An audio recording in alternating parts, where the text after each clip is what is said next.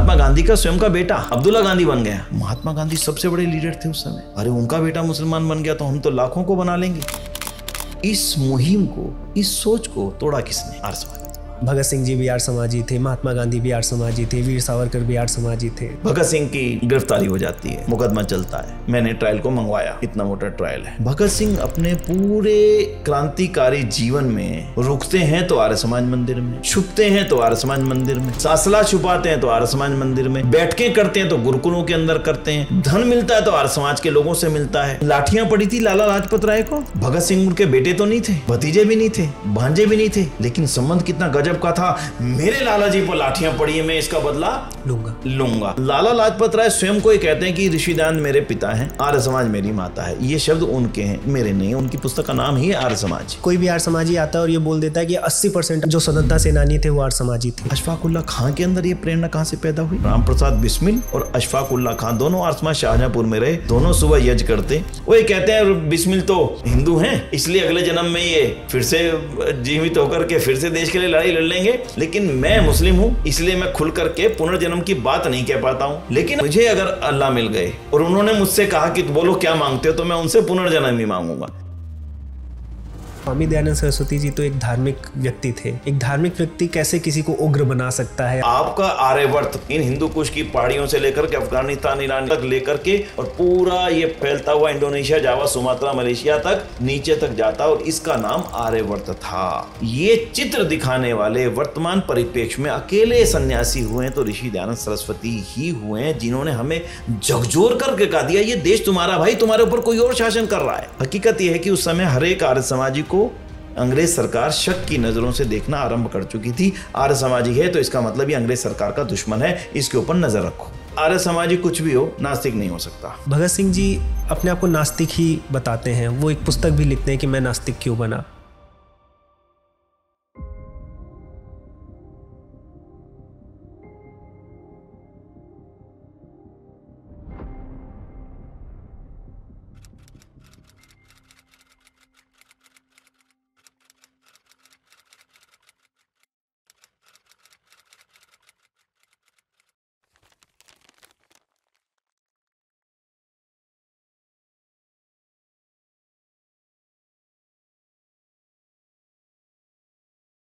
विनय जी, आपका बहुत बहुत स्वागत है हाइपर क्वेस्ट पर, और बहुत बहुत धन्यवाद कि आपने समय निकाला। आपके पास समय बहुत कम रहता है, व्यस्त रहते हैं, कार्य आपके इस प्रकार हैं, लेकिन एक सौभाग्य है कि मैं आपके साथ बैठ पा रहा हूँ।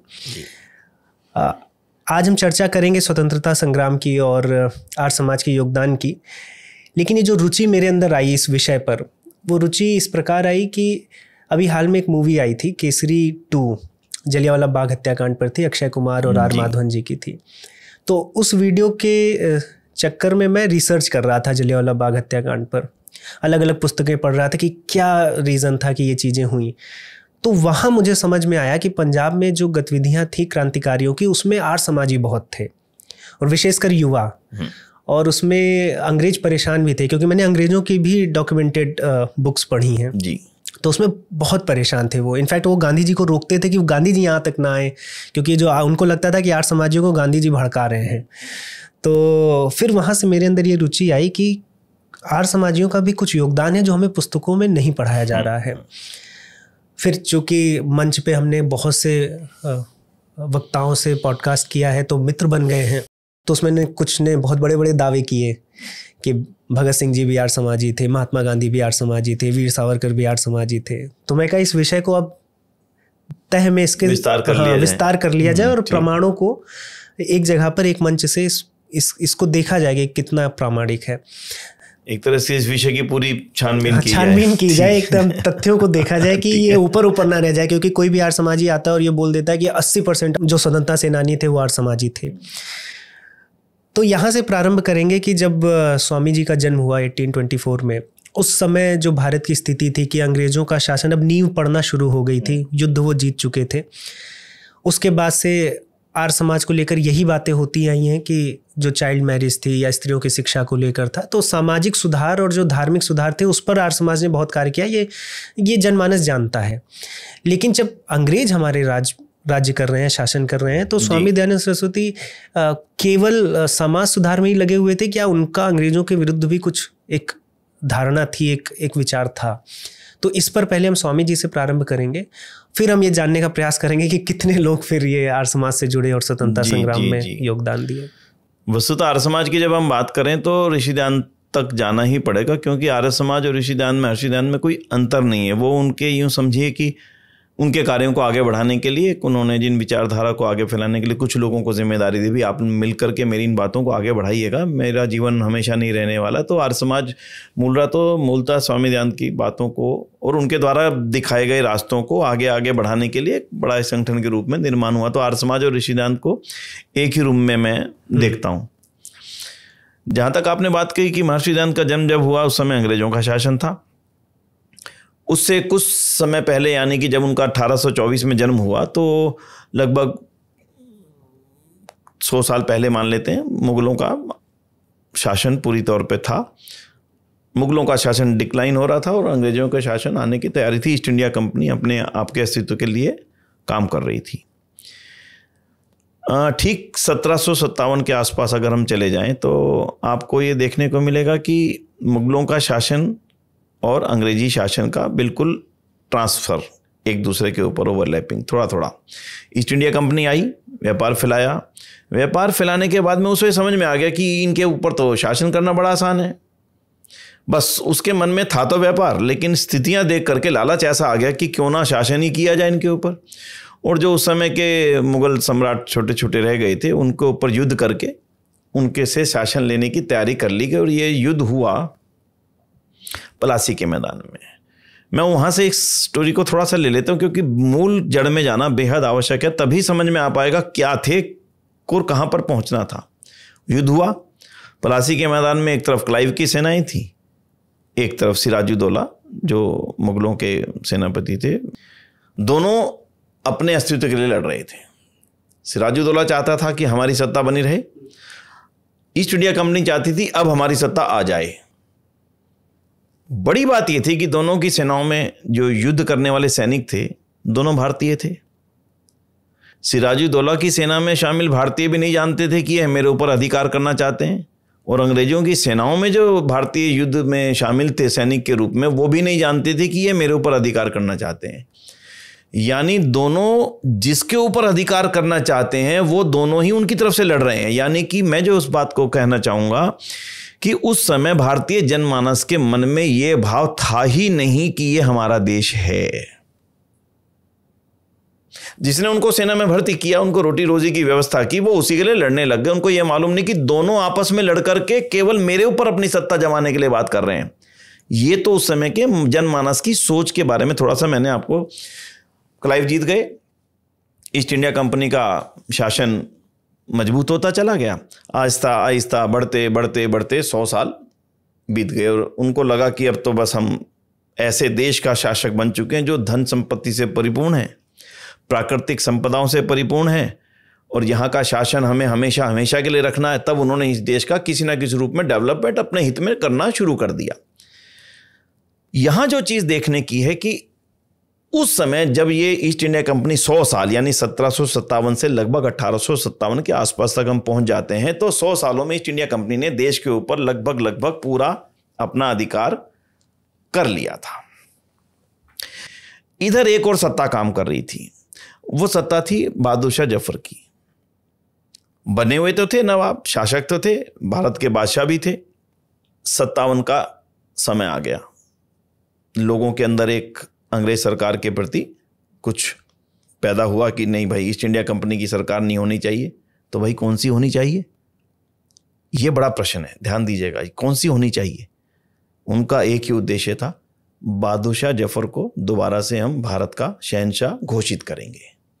यानी कि अब यहां पर हमारे सामने 2 ऑप्शन थे। पहला ऑप्शन था अंग्रेज सरकार बनी रहे, और दूसरा ऑप्शन था बहादुर शाह जफर दोबारा से इसका शहंशाह बन जाए। अंग्रेजों ने जब इस चीज को देखा तो उन्होंने भारत के लोगों में एक दो फाड़ करने की बहुत बड़ी साजिश रची। उस साजिश का सबसे बड़ा हिस्सा था उत्तर भारत को बचाना। उत्तर भारत को बचाने के लिए उन्होंने एक बहुत बड़ा जो वर्ग था, सिख, उनको टारगेट किया सबसे पहले। उनको अंग्रेज ये बताने में सफल हो गए, अगर तुमने हमारा साथ नहीं दिया और बहादुर शाह जफर दोबारा से इस देश के शहंशाह बन गए, भारत के शहंशाह बन गए, तो तुम्हारे ऊपर वही अत्याचार होंगे जो गुरु तेग बहादुर के ऊपर हुए थे, जो औरंगजेब ने किए थे, जो गुरु गोविंद सिंह जी के बच्चों को जिस प्रकार से प्रताड़ित करके उनको दीवारों में चिन दिया गया था।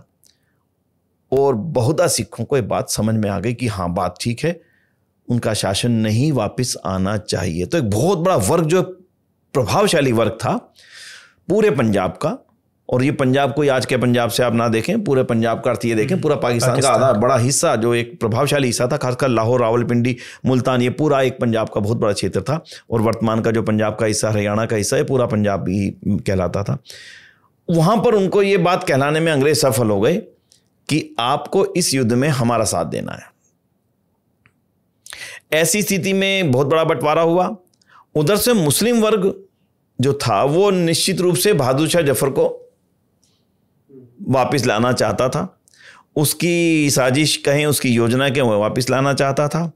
तो 1757 के 1857 की जो क्रांति, जिसको हम बहुत बड़े इतिहास के रूप में पढ़ते हैं, उसको दोबारा से जब आप गहराई से देखेंगे तो उस क्रांति के आने के पीछे सबसे बड़ा कारण था अंग्रेजों की विस्तारवादी नीति, जो अभी तक शांत थी, चुपचाप बढ़ रही थी। उन्होंने अपने आप को विस्तार देने के लिए सब राज्यों को जब अपने आपस में मिलाना शुरू किया, झांसी भी मेरी होगी, पटियाला भी मेरा होगा, ये भी मेरा होगा, राजपूताना भी मेरा होगा, मराठा भी मेरा होगा, जो छोटे छोटे रजवाड़े इस देश में चल रहे थे, उन सब राज्यों को कोई दिक्कत नहीं थी ईस्ट इंडिया कंपनी से, जब तक ईस्ट इंडिया कंपनी उनको राज्य मानने के लिए तैयार है।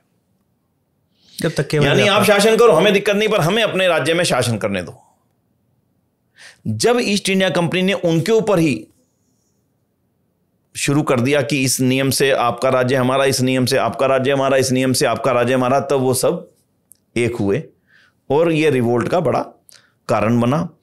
और रिवोल्ट में सबने कहा भी नहीं, अब अंग्रेज ईस्ट इंडिया कंपनी को हटाओ, हमें तो बादशाही मंजूर है, वही बहादुर शाह जफर।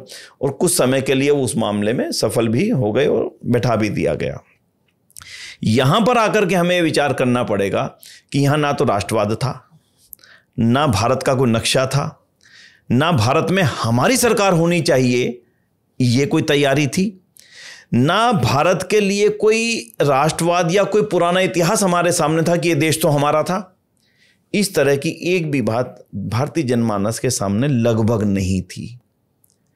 ऐसी परिस्थिति में अंग्रेज सरकार ने एक बड़ा कानून लाया, और वो कानून हुआ कि ईस्ट इंडिया कंपनी के जब कार्यों को देखा और लगा कि ईस्ट इंडिया कंपनी की वर्तमान स्थिति कमजोर हो चुकी है भारत में, और अगर अंग्रेज सरकार इस समय दखल नहीं देगी तो भारत से अपना शासन खो बैठेगी, इसलिए क्राउन का शासन यहाँ पर लागू हो गया और ईस्ट इंडिया कंपनी का शासन समाप्त हो गया। और यहाँ की डायरेक्ट रानी महारानी एलिजाबेथ बन गई, एलिजाबेथ माफी चाहूंगा, विक्टोरिया।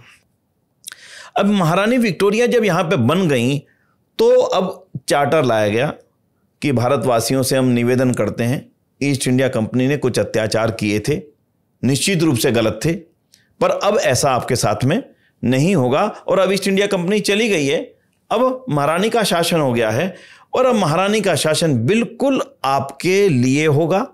आपके साथ धर्म के ऊपर, धर्म के नाम पर कोई भेदभाव नहीं किया जाएगा, न्याय की प्रणाली होगी, न्याय का शासन होगा, और वैसा ही आपको राज्य मिलेगा जैसे अंग्रेज प्रजा को महारानी के द्वारा दिया जाता है।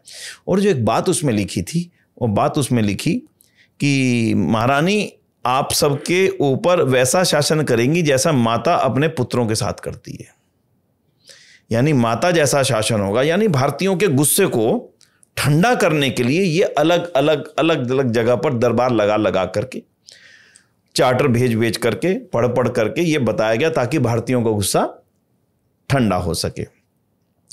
यहां पर ही महर्षि दयानंद सरस्वती की इस परिप्रेक्ष्य में एंट्री होती है। जब भारतीयों को गुस्सा दबने लगा और भारतीयों ने कहना शुरू कर दिया, ठीक है ना, अब जो अत्याचार करते थे वो चले गए, मुगलों का शासन समाप्त हो चुका, मुगलों का शासन दोबारा आएगा नहीं, तो अंग्रेज सरकार अच्छी है ना, इन्होंने न्यायालय खोले, इन्होंने स्कूल खोले, इन्होंने और उन्नति के काम करे, तो ठीक है, अब इनको हम स्वीकार करते हैं।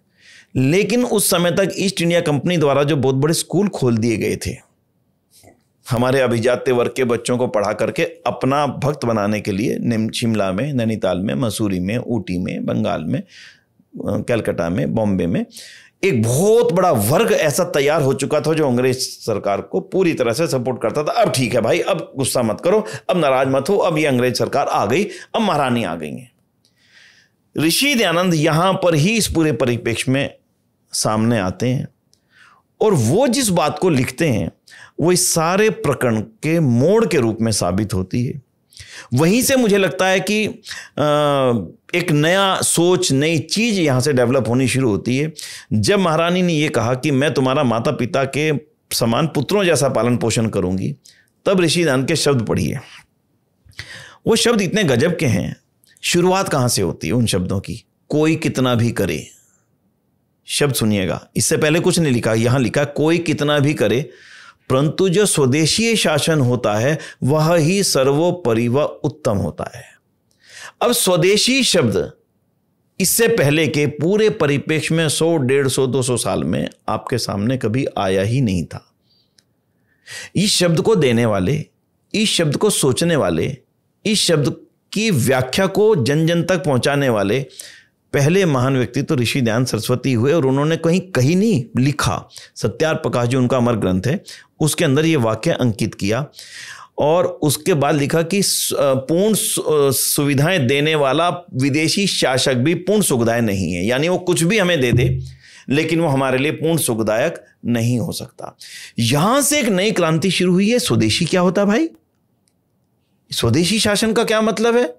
आज तक तो कोई सोच ही नहीं पा रहा था स्वदेशी शासन का क्या मतलब है। हमारे पास तो ऑप्शन ही दो थे, या तो मुगल रहें या अंग्रेज रहें। यहां से वो नई क्रांति शुरू हुई। इस देश के अंदर, नौजवान के अंदर ये बात पहली बार गई कि नहीं भाई, शासन तो हमारा अपना होना चाहिए। लेकिन इसके साथ में ऋषि दयानंद ने एक बहुत बड़ी चीज ऐड ऑन की। उन्होंने क्या ऐड ऑन किया? उन्होंने इस भारत का इतिहास सबके सामने रखा। आप विश्वगुरु थे, आपका ही सारी दुनिया पर शासन था, आपके यहां ही सारी दुनिया वेद आदि ज्ञान प्राप्त करने आती थी, इसीलिए आप विश्वगुरु कहलाते थे। और आपके राजाओं का, चक्रवर्ती सम्राटों का सारी दुनिया पे शासन था जो इनकी अधीनता स्वीकार करते थे।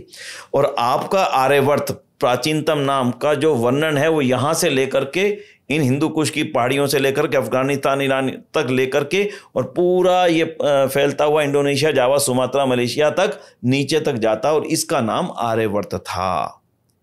ये चित्र आज तक किसी ने नहीं दिखाया था। ये चित्र आज तक किसी ने नहीं बताया था कि भारत इतना विशाल था, भारत विश्वगुरु था, भारत सब शक्ति और साधन संपन्न था। कहते कहते ऋषि दयानंद इतनी ऊंचाई तक पहुंच जाते हैं, कोई कहते हैं कि भारत ऐसा देश था जहां पर दरिद्रों के यहां भी विमान थे। आप कल्पना करिए उस शब्द की। उस समय विमान नाम की कोई चीज उपलब्ध नहीं है संसार में।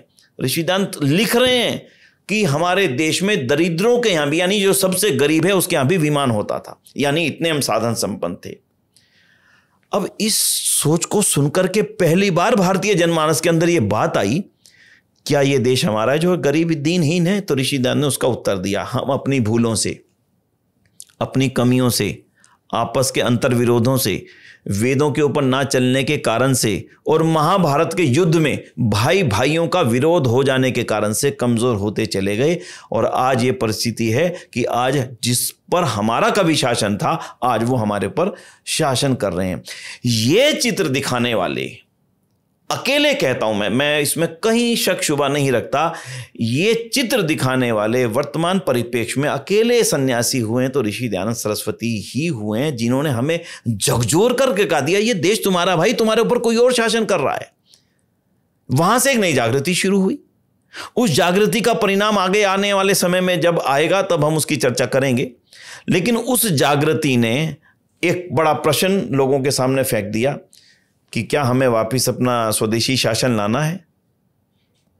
जब कहीं से कहीं तक भी इस देश को वापस लाने की कोई भी, किसी रूप की भी चिंगारी इस देश में मौजूद नहीं थी, तब वो अपनी प्रार्थना पुस्तक लिखते हैं। उस प्रार्थना पुस्तक में लिखते हैं कि हम सदैव स्वाधीन रहें, किसी के अधीन ना रहें। और ये 1, 2, 4 जगह नहीं लिखा, कम से कम 12, 14 जगह पर उन्होंने इस बात का उल्लेख किया, स्वाधीन होना, स्वदेशी होना, स्वराज्य होना, ये जो शब्दों का प्रयोग हो रहा था, ये अपने आप में नई क्रांति के सूचक थे।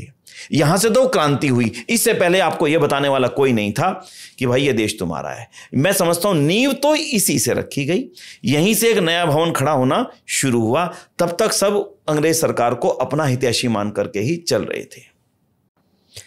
आपने स्वामी जी के जो योगदान है, उनका वैचारिक योगदान, उसके बाद जो कायदे से देखा जाए तो लोग लड़ के भी अगर जीत भी जाते तो भी हार ही रहे थे, क्योंकि शासन तो उन पे ही होना था। हिंदुओं को ये समझ तो थी नहीं, या फिर जो भारतीय थे उस समय।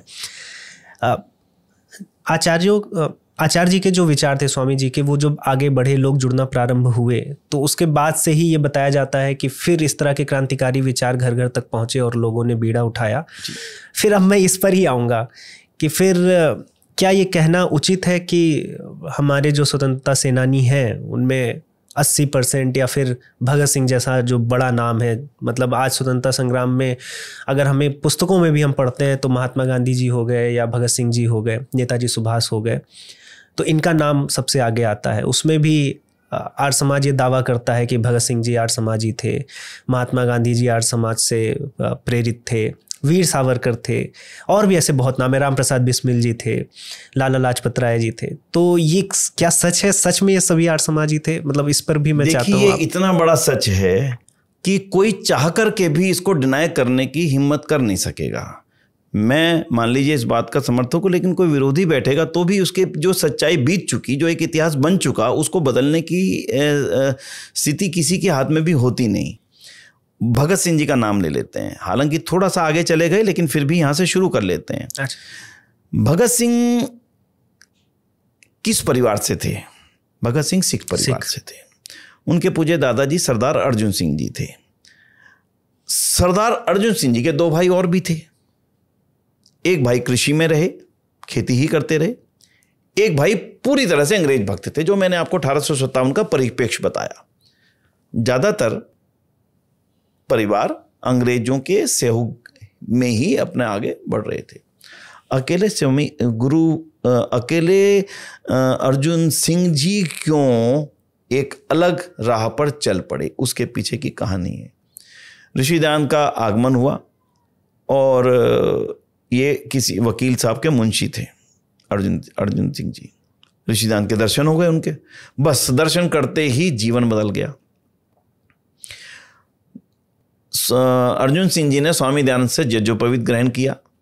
घर में हवन शुरू हो गया, संध्या शुरू हो गई, घर में परिवार के बच्चों के नामकरण नाम बदलने की परंपराएं पड़ गई। भगत सिंह जी की पूज्य माता जी का नाम विद्यावती था, जबकि सिख परिवारों में तो कौर होता है। इनका नाम विद्यावती क्यों था? ऋषिदान की प्रेरणा के कारण से कि नाम वो होना चाहिए जिसका सार्थक अर्थ हो। अब उन्होंने आपके 3 बेटे, सरदार किशन सिंह, सरदार स्वर्ण सिंह और सरदार जिनका अजीत सिंह। सरदार अजीत सिंह, सरदार किशन सिंह, सरदार स्वर्ण सिंह, ये 3 बेटे अर्जुन सिंह जी के थे। इन तीनों बेटों को उन्होंने कहां पढ़ाया? डीएवी स्कूल में पढ़ाया। क्यों पढ़ाया? क्योंकि वो ये चाहते थे कि मेरे बच्चे अब देश के लिए सोचें, राष्ट्र के लिए सोचें। मैं कहीं और इनको पढ़ाऊंगा तो इनके अंदर वो संस्कार आने वाले नहीं। उनको डीएवी स्कूल में पढ़ा करके जब भगत सिंह पैदा हुए, अब एक पूरी क्रम समझिएगा। सरदार अर्जुन सिंह आर्य समाज के प्रचारक बन चुके हैं। उनकी भतीजी ने बहुत शानदार पुस्तक लिखी, भगत सिंह जी की भतीजे ने, वीरेंद्र सिंधु ने, सरदार भगत सिंह और उनके मृत्युंजय पुरखे। बहुत शानदार पुस्तक है, महाराजा राजपाल एंड सन्स से छपी है, पढ़नी चाहिए। हमारे अगर दर्शक पढ़ेंगे तो मुझे लगता है बहुत शानदार, एक अपने आप में शानदार डॉक्यूमेंट है भारत के हिस्ट्री का। भगत सिंह और उनके मृत्युंजय पुरखे, उसके अंदर जो उन्होंने शब्दावली प्रयोग की है, गजब की शब्दावली है, मैं उसको पूरी नहीं दोहराऊंगा। वो ये कहती हैं कि हमारे घर में पूरी तरह से आर्य समाज का अधिकार हो चुका था। सुबह यज्ञ होना ही है और यज्ञ के पश्चात ही भोजन होता था। सरदार अर्जुन सिंह आर्य समाज के प्रचारक बन चुके थे। गांव गांव जाना, जातिवाद, ऊंच नीच, इनका विरोध करना, कुरीतियों का विरोध करना। वो क्या कर रहे हो भाई, मत करो, ऊंचे नीचे सब बराबर है, ये सब चीजें करना, हवन कराना, प्रवचन करना, ये सब करते करते यही संस्कार उनके बच्चों में, तीनों में आए। और सरदार किशन सिंह जी के बेटे सरदार भगत सिंह जी का जब जन्म हुआ, तब तीनों जेलों में थे, तीनों भाई। भगत सिंह जी के जन्म के समय तीनों कोई 2 दिन पहले, कोई 4 दिन पहले छूट करके आए, तो माता ने कहा तुम बड़े भागे वाले हो, तुम्हारा जन्म हुआ और तीनों भाई जेल से छूट करके आ गए। अब कल्पना कीजिए उस परिवार की, दादा क्रांतिकारी है, तीनों भी क्रांतिकारी हैं, भगत सिंह का नंबर तो तीसरी पीढ़ी में आ रहा है। तो भगत सिंह को प्रेरणा कहां से मिल रही है? भगत सिंह को प्रेरणा अपने दादा से मिल रही है। कैसे मिल रही है? भगत सिंह कहते हैं, माता ने पत्र लिखा, माता भगत आ जाओ, तुम्हारी विवाह करना है। भगत सिंह का उत्तर है, शानदार पत्र है, पूज्य माता जी शायद आप भूल गए, जब मेरा यज्ञोपवीत संस्कार हो रहा था, ये मैं नहीं लिख रहा हूं, भगत सिंह लिख रहे हैं, तब पूज्य दादाजी ने मुझे और जगत सिंह को, जो भाई थे उनके, भगत और जगत दोनों भाई थे, मुझे और जगत को देश पर वक्फ कर दिया था। वक्फ मतलब दान कर दिया था। तो मैं तो अब देश का हो चुका, इसलिए विवाह होने वाला नहीं। ये प्रेरणा कहां से आ रही है? 18-19 साल के नौजवान के अंदर ये भाव कहां से भरे जा रहे हैं? कहीं से तो आ रहे हैं, कहीं से तो पीछे से प्रेरणा जग रही है, ज्योति आ रही है। वो निश्चित रूप से ज्योति उनके पूज्य दादाजी की, उनके पूज्य पिताजी की थी। उनके पूज्य पिताजी और चाचा जी पूरी तरह से आर्य समाज के क्रांतिकारी नेता रहे। जो आपने गीत सुना होगा कृषि, वो जो बहुत बड़ा गीत भारत की क्रांतिकारी में एक बना, पगड़ी संभाल जट्टा। पगड़ी संभाल जट्टा को भी बनाने वाले और फिर गाने वाले सरदार अजीत सिंह, इन्होंने उस गीत का प्रचार जबरदस्त किया। और इनके साथ में जिनका जुड़ाव जबरदस्त हुआ, उनका नाम था लाला लाजपत राय। लाला लाजपत राय स्वयं को ये कहते हैं कि ऋषिदान मेरे पिता हैं, आर्य समाज मेरी माता है। ये शब्द उनके हैं, मेरे नहीं। उनकी पुस्तक में, जो आर्य समाज नाम से पुस्तक, उनकी पुस्तक का नाम ही है आर्य समाज। उसमें जो उन्होंने लिखा कि आर्य समाज से जो प्रेरणा और क्रांति मुझे मिली, मुझे अपने जीवन का लक्ष्य समझ में आ गया कि मुझे जीवन में करना क्या है। नेशनल कॉलेज उन्होंने खोला लाहौर के अंदर, और फिर डीएवी की बात कर लेते हैं तो डीएवी में पढ़े भगत सिंह चल करके, आगे चल करके। उनको पढ़ाने वाले कौन? उनको पढ़ाने वाले जयचंद्र विद्यालंकार। जयचंद्र विद्यालंकार कहां से पढ़े? गुरुकुल कांगड़ी विश्वविद्यालय हरिद्वार, जो स्वामी श्रद्धानंद जी द्वारा स्थापित किया हुआ था। तो आप ये सारी चीजों को अगर जोड़ेंगे तो ये सारी प्रेरणा चल रही है एक ही जगह से प्रेरित होकर के। ऋषिदान की प्रेरणा से डीएवी कॉलेज खुला, ऋषिदान की प्रेरणा से गुरुकुल कांगड़ी खुला। वहां से पढ़ने वालों ने प्रचार के लिए जो एक जाल फैलाया, और उनके पढ़ करके लोग जहां जहां पर गए वहां वहां उन बातों का प्रचार किया। जयचंद्र विद्यालंकार इतिहास के प्रोफेसर थे, और उन्होंने भगत सिंह के अंदर जो प्रेरणा जगाई, वो उनकी जीवनी में एक जगह जगह स्थान स्थान पर मिलती है। अब भगत सिंह के अंदर एक जग गई कि भैया हमारे पिताजी आदि जैसे प्रचार कर रहे हैं ना, ऐसे देश आजाद होने वाला नहीं। इसके लिए तो जो एक युवा के अंदर एक क्रांतिकारी होती, पिता कहते रुक जा भाई, बेटा कहता नाना जी ऐसे थोड़ी होगा, इनको तो मारना पड़ेगा। तो जो क्रांति की ज्वाला जली कि नहीं भाई शांति से कुछ होने वाले नहीं, से भीख मांग करके कुछ होने वाले नहीं, अंग्रेजों को भगाना पड़ेगा। वो ज्वाला उनके पूज्य दादाजी से, उनके पूज्य पिताजी से, गुरुकुल कांगड़ी के प्रोफेसर विद्यालंकार जी से, और डीएवी कॉलेज, उसके बाद में नेशनल कॉलेज, दोनों के दोनों वो कॉलेज वो थे जिनके पढ़ाने वाले भारतीय थे। ध्यान दीजिएगा, उस समय जो बड़े बड़े कॉलेज होते थे उनमें प्रोफेसर भी अंग्रेज थे, उनके प्रिंसिपल भी अंग्रेज थे, उनके चेयरमैन भी अंग्रेज थे, उनके मैनेजर भी अंग्रेज थे, उनके सारे टीचर्स भी अंग्रेज ही हुआ करते थे। डीएवी कॉलेज की ये विशेषता थी कि इसके अंदर प्रिंसिपल, चेयरमैन, मैनेजर, प्रोफेसर सारे भारतीय मूल के ही थे। यही एक बहुत बड़ा अंतर था। अभी मैं खालसा कॉलेज की चर्चा नहीं करूंगा, कभी उसकी विशेष चर्चा आएगी तब इसकी चर्चा करेंगे। अब ये भाव जग गए भगत सिंह के अंदर। उन्होंने कहा नहीं भाई ऐसा नहीं होगा। और दूसरी तरफ एक और ज्वाला जग रही थी, दूसरी तरफ ज्वाला जल रही थी रामप्रसाद बिस्मिल जी की। रामप्रसाद बिस्मिल एक शाहजहांपुर के एक छोटे से कस्बे उत्तर प्रदेश के अंदर है, रहने वाले थे। जो सामान्य नौजवान के अंदर ऐब होते हैं वो भी थे थोड़े बहुत उनके अंदर। एक स्वामी सोमदेव जी मिल गए उनको, उन्होंने उनका जीवन बदल करके रख दिया। उनके आर्य समाज के बारे में विचार देना, और उसके बाद ब्रह्मचर्य के विचार देना, उसके अलावा धार्मिक विचार देना। रामप्रसाद बिस्मिल हट्टे कट्टे तो थे, लेकिन ये विचार कहाँ से आ रहे हैं? एक नौजवान जब हट्टा कट्टा होता है तो बहुत सारी चीज़ों में उसका जीवन की उपयोगिता होने लगती है। विचार स्वामी सोमदेव जी ने उनको दिए, वो पुस्तक उन्होंने पढ़ी। फिर सत्यार्थ प्रकाश जब उनके हाथ में आई, कहते हैं मेरा जीवन इस प्रकार बदला, मैं समझ गया कि अब मेरे जीवन का लक्ष्य तो ये नहीं है। उसके बाद उनके जीवन में जो क्रांतिकारी विचारधारा पैदा हुई देश को आज़ाद कराने वाली, पिताजी ने कह दिया या तो आर्य समाज चुन लो या घर पर चुन लो। पिताजी को नमस्ते करके आर्य समाज शाहजहांपुर में आके रहने लगे। कहाँ से प्रेरणा आ रही थी? कौन प्रेरणा दे रहा था? एमएलए बनना नहीं था, एमपी बनना नहीं था, किसके लिए काम कर रहे थे? देशभक्ति कहाँ से आ रही थी? आर्य समाज से, ऋषि दयानंद से, सत्यार्थ प्रकाश से। और यही जो रामप्रसाद बिस्मिल जी को बड़ा मान करके, यानी कि रामप्रसाद बिस्मिल इन सब में सर्वोच्च उस पर थे, उन्हीं से प्रेरणा प्राप्त अशफाक उल्लाह खां। अब अशफाक उल्लाह खां, अगर मैं मुस्लिम क्रांतिकारियों की बात करूंगा तो बहुत कम क्रांतिकारी आपको मुस्लिम मिलेंगे जिन्होंने इस हद तक बढ़ करके काम किया। उनमें से एक सर्वोच्च नाम अशफाक उल्लाह खान का है। अशफाक उल्लाह खां के अंदर यह प्रेरणा कहां से पैदा हुई? केवल आर्य समाज के कारण से। रामप्रसाद बिस्मिल अकेले नहीं रहे आर्य समाज मंदिर में। रामप्रसाद बिस्मिल और अशफाक उल्लाह खां दोनों आर्य समाज शाहजहांपुर में रहे। दोनों सुबह यज्ञ करते, दोनों के दोनों सवेरे व्यायाम करते। कभी जाना हो आर्य समाज शाहजहांपुर या कोई भी जाए तो देखिएगा उन्होंने उस कक्ष को सुरक्षित बना करके रखा हुआ है, जिस कक्ष में रामप्रसाद बिस्मिल और अशफाक उल्लाह खां ठहरे थे। अशफाक उल्लाह खां मुस्लिम थे, पुनर्जन्म पे विश्वास नहीं करते थे। मैं ये बात इसलिए बता रहा हूं कि ये अनुमान हो पाए कि उनके अंदर पूरी तरह से आर्य समाज का इंजेक्शन डल चुका था, पूरी तरह से। वो ये कहते हैं बिस्मिल तो हिंदू हैं, इसलिए अगले जन्म में ये फिर से जीवित होकर के फिर से देश के लिए लड़ाई लड़ लेंगे, लेकिन मैं मुस्लिम हूं इसलिए मैं खुल करके पुनर्जन्म की बात नहीं कह पाता हूं। लेकिन अगर मुझे दोबारा जन्म में, मुझे अगर अल्लाह मिल गए और उन्होंने मुझसे कहा कि बोलो क्या मांगते हो, तो मैं उनसे पुनर्जन्म ही मांगूंगा। यानी कहीं ना कहीं वो सिद्धांत को परिपुष्ट करते हुए कहते हैं मैं मुझे पुनर्जन्म चाहिए। यानी ठीक है, वो कन्वर्ट नहीं हुए, उसी रूप में उन्होंने अपने आप को जारी रखा, लेकिन फांसी के तख्ते पर चढ़े। चाहते तो माफ़ी मांग सकते थे। अंग्रेज सरकार माफ़ी देने की इच्छाएं रखती थी, वो बवाल नहीं चाहती थी, वो उबाल नहीं चाहती थी। लेकिन इस बात को भगत सिंह भी जानते थे, अगर मैंने माफ़ी मांग ली, रामप्रसाद बिस्मिल भी जानते थे अगर मैंने माफ़ी मांग ली, सुखदेव भी जानते थे, राजगुरु भी जानते थे, और अशफाक उल्लाह खान भी जानते थे अगर मैंने माफ़ी मांग ली तो फिर ये जो क्रांति के अंदर एक जोत, ये एक डल रही है, ये अग्नि के अंदर आहुतियां डल रही हैं, ये ठंडी पड़ जाएंगी, फिर इनको उठाने वाला कोई भी नहीं होगा और माफ़ी मांग करके मैं अब जी भी नहीं सकूंगा। ये जो इतनी जबरदस्त ज्वालाएं बढ़ रही थी वो पंजाब में है, वो उत्तर प्रदेश के अंदर है।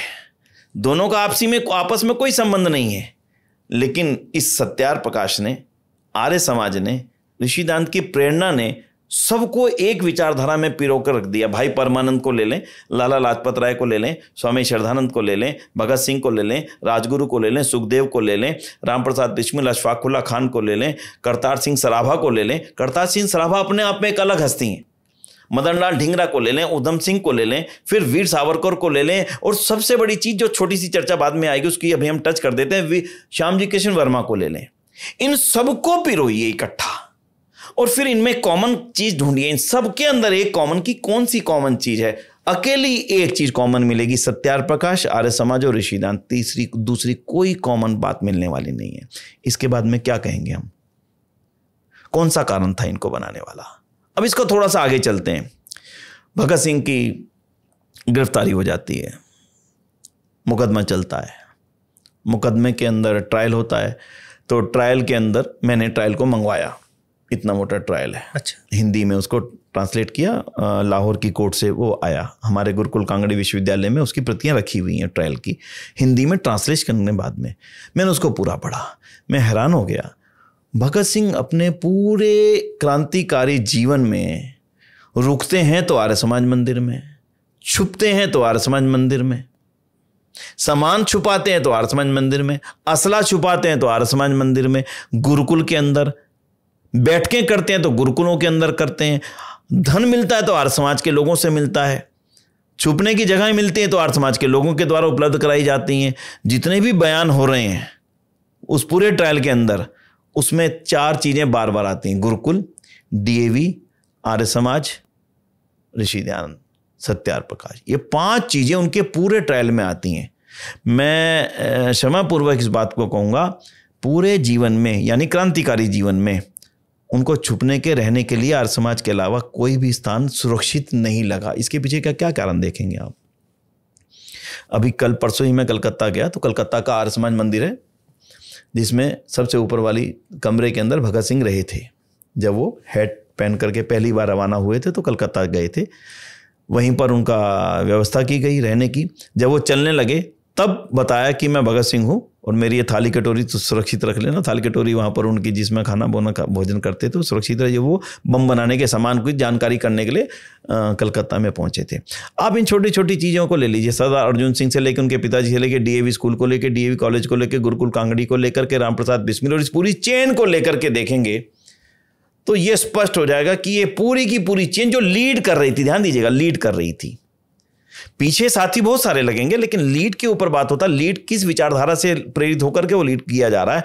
ये सारा का सारा सिस्टम आर्य समाज के द्वारा लीड किया जा रहा था। हकीकत यह है कि उस समय हर एक आर्य समाजी को अंग्रेज सरकार शक की नजरों से देखना आरंभ कर चुकी थी। आर्य समाजी है तो इसका मतलब ये अंग्रेज सरकार का दुश्मन है, इसके ऊपर नजर रखो। और ये एक दो डॉक्यूमेंट्स में नहीं आता, अंग्रेज सरकारें अनेक डॉक्यूमेंट्स में बातें सामने आती हैं। तो वापसी में जो आपका प्रश्न था, भगत सिंह आर्य समाजी थे, उनके घर में यज्ञ होता था, यज्ञोपवीत संस्कार उनका हुआ था। पूज्य पिताजी आर्य समाज के प्रचारक, पूज्य दादाजी आर्य समाज के प्रचारक रहे। लाला लाजपत राय जो आर्य समाज के, वो उनके सबसे बड़े, मैं समझता हूं, उनको प्रेरक रहे। अगर वो प्रेरक ना होते तो लाठियां पड़ी थी लाला लाजपत राय को। भगत सिंह उनके बेटे तो नहीं थे, भतीजे भी नहीं थे, भांजे भी नहीं थे, लेकिन संबंध कितना गजब का था। मेरे लाला जी पर लाठियां पड़ी है, मैं इसका बदला लूंगा। तो वो किसके प्रति नतमस्तक हो सकता है व्यक्ति? जिससे उसे पूरे जीवन की प्रेरणा मिली है, वो केवल उसके प्रति नतमस्तक हो सकता है। उसी के प्रति लाठियां पड़ने पे उसके दिल में एक उबाल पैदा हो सकता है। वो उबाल भगत सिंह के अंदर पैदा हुआ, जिसका बदला लेने के लिए उन्होंने आगे जो भी क्रांतिकारी गतिविधियां उसके सामने।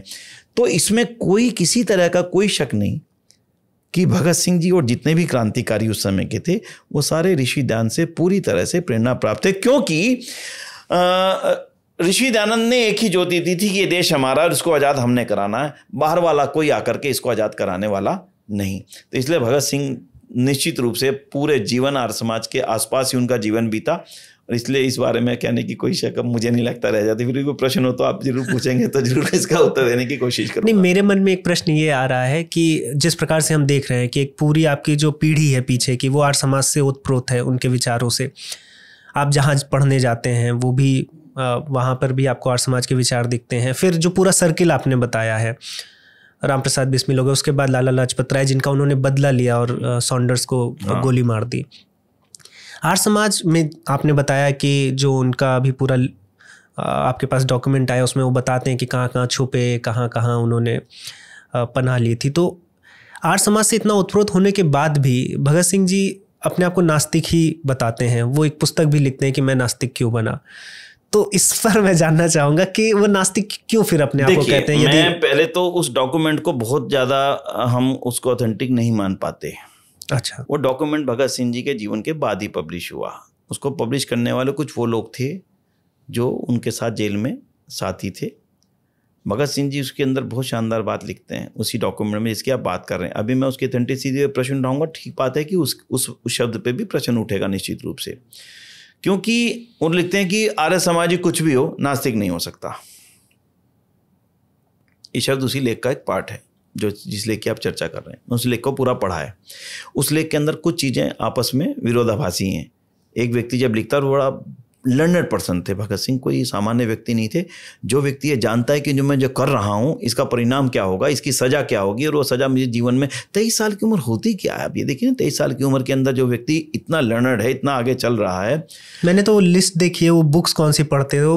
हाँ, फिलॉसफी हो गई, हिस्ट्री हो गई। निश्चित रूप से कि देखिए उस समय रूस में क्रांति चल रही थी और रशिया की क्रांति जो थी निश्चित रूप से वो एक लेनिनवाद, साम्यवाद की एक लहर थी उस समय।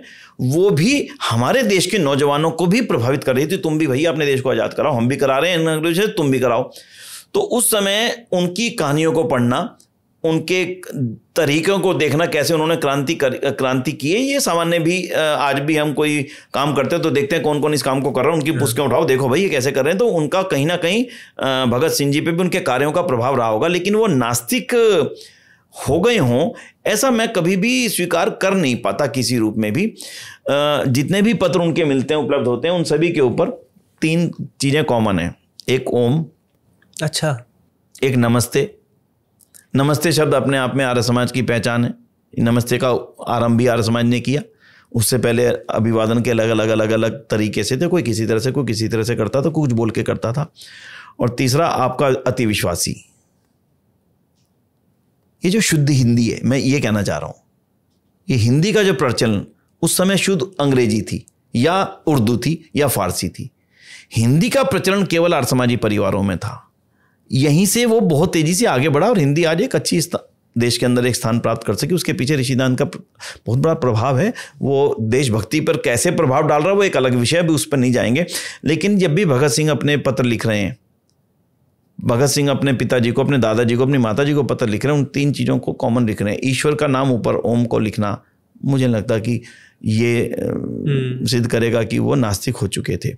कुछ लोग चाहते थे कि ये सिद्ध हो जाए, क्योंकि वो नहीं चाहते थे कि आर्य समाज की विचारधारा इन नौजवानों के माध्यम से इनकी बलिदान का लाभ आर्य समाज के आंदोलन को आगे बढ़ाने के लिए मिले। इसलिए ये कह देना उस समय के लिए कि भगत सिंह तो नास्तिक थे, शायद कुछ ना कुछ हुआ है। लेकिन मैं उस डॉक्यूमेंट को पूरी तरह से ऑथेंटिक मान पाने में, मैं एज ए आर्य समाज के जिम्मेदार अधिकारी के रूप में पूरी तरह से अपने आप को उचित नहीं अभी मैं समझ पा रहा हूँ। विनय जी, मैं तो बिल्कुल आपको टोकना नहीं चाहता हूँ इस पॉडकास्ट में। आप जो बता रहे हैं बस मैं सुनते रहना चाहता हूँ, और दर्शक भी ये चाहेंगे कि मैं बहुत ज़्यादा इसमें बीच बीच में आपको टोकूँ नहीं, क्योंकि ये सब जो बातें हमने कभी पढ़ी नहीं और आप प्रमाण के साथ रखते हैं।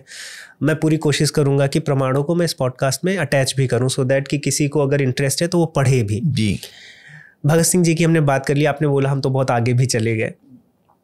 इसके अलावा जैसे बहुत सी बातें हैं कि और भी जो लोग हैं, चाहे वो उधम सिंह जी हों, राम प्रसाद बिस्मिल जी, अशफाक उल्लाह खां की आपने बात की, फिर महात्मा गांधी जी, वीर सावरकर जी, या श्याम जी कृष्ण वर्मा जी हो गए, तो इन सब की भी बातें आती हैं। इसके अलावा आर्य समाज, एक ये भी मन में प्रश्न आता है कि स्वामी दयानंद सरस्वती जी तो एक धार्मिक व्यक्ति थे। एक धार्मिक व्यक्ति कैसे किसी को उग्र बना सकता है या वायलेंस में झोंक सकता है, क्योंकि वेद में भी अहिंसा की बात आती है। महात्मा गांधी जी या फिर जो सत्याग्रह आंदोलन हुए वो सब शांति की, एक ये हुआ कि हम शांति से हम देश को आज़ाद कराएंगे। तो एक संत, जो एक धार्मिक संत है स्वामी दयानंद सरस्वती जी, वो उनके जो अभी आप चेले बता रहे हैं या जो उनके विचारधारा से उत्प्रोत हैं, वो तो इतने उग्र दिख रहे हैं। तो ये किस तरह से बैलेंस करते रहे होंगे स्वामी जी, किस तरह से वो धार्मिक हिंसा को युवाओं के अंदर डालते रहे? महर्षि दयानंद सरस्वती जो हैं एक निश्चित रूप से एक धार्मिक नेता रहे, सामाजिक नेता रहे, और सामाजिकता में जो भी उन्होंने कमजोरी देखी, धार्मिकता में जो भी कमजोरी देखी, उसके लिए मजबूती से अपनी बात को रखा। उन्होंने शर्मा करके नहीं रखा। उनकी विशेषता एक ही रही, उन्होंने ये परवाह नहीं कि किसी को अच्छा लगेगा बुरा लगेगा, उनको ये परवाह रही कि मैं ठीक बोल रहा हूँ या गलत बोल रहा हूँ। अगर मैं सन्यासी हूँ तो मेरा धर्म है सबको ठीक राह बता देना, चलना ना चलना उनका काम है। मैं उस राह पे राह ना बता पाऊँ तो मेरा दोष है। तो उन्होंने जो प्रेरणा दी कि ये देश हमारा अपना होना चाहिए भैया। जो स्व शब्द है, वो स्व शब्द हर जगह पर प्रतीत हो रहा है। स्वभाषा, यहां से शुरू करते हैं 1 मिनट के लिए, फिर वापसी वहीं लौटेंगे। उनको लग रहा था पहले मुगल थे, उन्होंने उर्दू ला दी, अंग्रेज आए, इन्होंने अंग्रेजी ला दी। हमारा ज्ञान विज्ञान तो संस्कृत में था, वो तो सब दब ज्ञान के नीचे। अगर मेरा स्व नहीं जागा, मेरा स्वाभिमान ना जागा, मेरा स्वाभिमान कब जागे? जब मुझे ये पता लगेगा कि ये तो सब मेरा था भाई। तो तब उन्होंने स्व की बात उठाई। भाषा, संस्कृत बोली में हिंदी प्रचलित हो चुकी थी, उन्होंने हिंदी को प्रचलित किया और अपनी भाषा बनाया, भाषण की भाषा बनाया। ये बहुत बड़ा कारण था कि वहां से लेकर के यहां तक के लोग एक भाषा बोलने लगे और एकत्रित हुए। पहला। फिर उन्होंने कहा कि स्वशिक्षा, भाई शिक्षा ही विदेशी व्यक्ति दे रहा है हमें, तो वो तो अपने हित में देगा ना, तो अपने शिक्षणालय होने चाहिए। तब उन्होंने गुरुकुल कॉन्सेप्ट दिया। क्यों? क्योंकि हम जब विश्वगुरु थे तो गुरुकुलों के कारण थे, तो इसलिए गुरुकुल खुलने चाहिए। उन्होंने स्वयं गुरुकुल खोले, संस्कृत की पाठशालाएं खोली, और उसके पश्चात उनके शिष्यों ने गुरुकुल कांगड़ी, गुरुकुल जवालापुर, गुरुकुल इंदप्रस्थ, गुरुकुल विद्याबाद, गुरुकुल कुरुक्षेत्र जैसी सैकड़ों संस्थाएं खोलते चले गए। तो ये जो स्व का शब्द है, ये हर जगह पर प्रतीत हो रहा था। अब स्वशासन, स्वभाषा, स्व संस्कृति मेरी थी भाई, तुम कौन हो? फिर तो ये जो स्व स्व स्व अलग अलग क्षेत्रों में प्रतीत हो रहा था, इससे अलग अलग टीम डेवलप हो रही थी। भगत सिंह जी स्वशासन की टीम में थे, यूं मानिए। अच्छा, कि मेरा देश पर शासन होना चाहिए। और ये जो सारी टीम थी स्वशिक्षा की टीम में बहुत सारे लोग थे। लाला लाजपत राय, महात्मा हंसराज, जिन्होंने डीएवी स्कूल खोला, डीएवी कॉलेज के डीएवी स्कूल के पहले प्रधानाचार्य बने। तीसरा आप स्वामी श्रद्धानंद को लें, उन्होंने गुरुकुल प्रणाली को आरंभ किया, जबरदस्त तरीके से आरंभ किया। पंडित गुरुदत्त विद्यार्थी को लें, उन्होंने अपने प्राचीन ग्रंथों को एक आधुनिक रूप में दुनिया के सामने प्रस्तुत करने का जो संकल्प लिया। एक वैज्ञानिक थे, साइंस के प्रोफेसर थे, उन्होंने ऋषि ध्यान के ग्रंथों को, यानी ऋषि ध्यान ने कहा सब कुछ है तुम्हारे पास, केवल ये सोचो कि अब वो चीज़ें वापस लानी है जो चीज़ों दबा दी गई हैं। तो इसलिए भाषा के ऊपर काम करके हमारे को एक बड़ी टीम मिली, विद्यालयों के ऊपर काम करके एक नई पीढ़ी मिली जो एक स्व के ऊपर सोचती थी। एक किंग्स कॉलेज से पढ़ करके नौजवान आ रहा है और एक डीएवी स्कूल से पढ़ करके नौजवान आ रहा है, दोनों की सोच में एक बहुत बड़ा अंतर था। वो अंग्रेज का विरोधी बन करके निकल रहा है और वो अंग्रेज का समर्थक बन करके निकल रहा है। गुरुकुल कांगड़ी से पढ़ा हुआ व्यक्ति के भावना मन में ये थी कि मैं कैसे अपने देश को आज़ाद कराऊं, उनके अंदर भावना ये थी कि कैसे मैं अंग्रेज सरकार में ऑफिसर बन जाऊं। ये जो फर्क था, इस फर्क को लाने वाला भी आर्य समाज ही है। आरंभिक काल में जो ये बड़े बड़े स्कूल और कॉलेज खुले, अगर आप बड़े आराम से पूरी सूची देखेंगे कभी, उस सूची में आपको वही लोग मिलेंगे जो गुरुकुल कांगड़ी से प्रेरणा ले रहे हैं, कन्या महाविद्यालय जालंधर से प्रेरणा लेने वाली बहनें बेटियां जो पढ़ ही नहीं सकती थी वो आज़ादी के आंदोलन में भाग ले रही हैं। कल्पना करिए ना, जो एक बेटी घर से नहीं निकल सकती, जिसको पढ़ने तक का अधिकार नहीं है, वो आज़ादी के आंदोलन में भाग ले रही। कैसे ले रही भाई? क्योंकि पहले उसको गुरुकुल खोला कन्याओं का, उसमें पढ़ाया लंबा समय में, उसके अंदर ये विचार भरे, उसके पश्चात वो देश की आज़ादी के लिए काम कर रही है। ये कोई छोटा 2-4 दिन का काम नहीं था, ये पूरे के पूरे मॉब को मोबिलाइज करना, उसके मन के अंदर भावना भरना, उसके मन के अंदर शक्ति भरना, ऊर्जा भरना, ताकत भरना, ग्रुप बनाना, एक ताकत इकट्ठी करना, ये बड़ा काम था। ऋषि ध्यान ने भाषा दे करके, गुरुकुल दे करके, स्कूल दे करके, स्वाभिमान दे करके, ये देश तुम्हारा था, तुम तो विश्व गुरु थे, बता करके तुम्हारा सारी दुनिया पे शासन था, हमें अंदर से एकदम से उच्च वो बना दिया कि नहीं भाई अब नहीं रहने देंगे भाई इनको, ये तो देश हमारा था, तो बाहर वाले हैं। यहां से अंग्रेजों ने इसके लिए क्या किया था? अंग्रेजों ने इसके लिए ये किया था कि इनके इतिहास को ही समाप्त करो, पहले इन्हीं को ये बताओ तुम तो बाहर से आए थे। उनको ये लगा कि हम बाहर से आए हैं, कहीं ना कहीं ये प्रश्न उठेंगे, तो इसलिए पहले इनके इतिहास को बदल दो। क्यों? अरे लोग तो बाहर से आए थे, यानी तुम भी बाहर से आए धरती पर, हम भी बाहर से आए, फिर काहे को लड़ना, तो तुम भी रहो हम भी रहते हैं। ऋषि दयानंद ने इसका घोर विरोध कर दिया। उन्होंने स्पष्ट कह दिया कि आर्य लोग यहीं के मूल निवासी थे, इस देश का नाम आर्यवर्त ही था। आर्यवर्त यानी आर्यों से आवर्त, जो स्थान हो उसी का नाम आर्यवर्त। तो हम बाहर से कहां से आए? किसी संस्कृत ग्रंथ में आज तक कोई एक घटना नहीं मिलती कहीं हमारे बाहर से वापिस आने की। इससे भारतीयों को ये लगा नहीं भाई ये तो देश हमारा है। तो ऋषि दयानंद की किन किन देन को हम लेंगे, एक एक चीज से उठा करके। विज्ञान सबसे ज्यादा हमारे पास था, युद्ध कौशल सबसे ज्यादा हमारे पास था, विमान बनाने की विद्या हमारे पास थी, सूर्य तक पहुंचने की, अन्य ग्रहों पर जाने आने के साधन उस समय ऋषि दयानंद लिख रहे हैं। कल्पना करिए ना, उनके मतलब वो केवल कोरी कल्पना थी या आत्मविश्वास था? ऋषि दयानंद के आत्मविश्वास का परिणाम था। कल्पना में कोई व्यक्ति बहुत बड़ा आधार नहीं बना सकता कभी भी। उन्होंने ऋग्वेद आदि भाष्य भूमिका लिखी। मैं एक उदाहरण दे देता हूं छोटा सा। उन्होंने उसमें विमान बनाने की कला लिखी। कब लिख रहे हैं? 1874-72, जब विमान शब्द कहीं से कहीं तक मौजूद नहीं था। उस समय वो विमान बनाने की कला वेद में है, ऐसा करके उसमें वर्णन कर रहे हैं जबरदस्त तरीके से। देखिएगा कभी ऋग्वेद आदि भाष्य भूमिका का एक चैप्टर देखिएगा।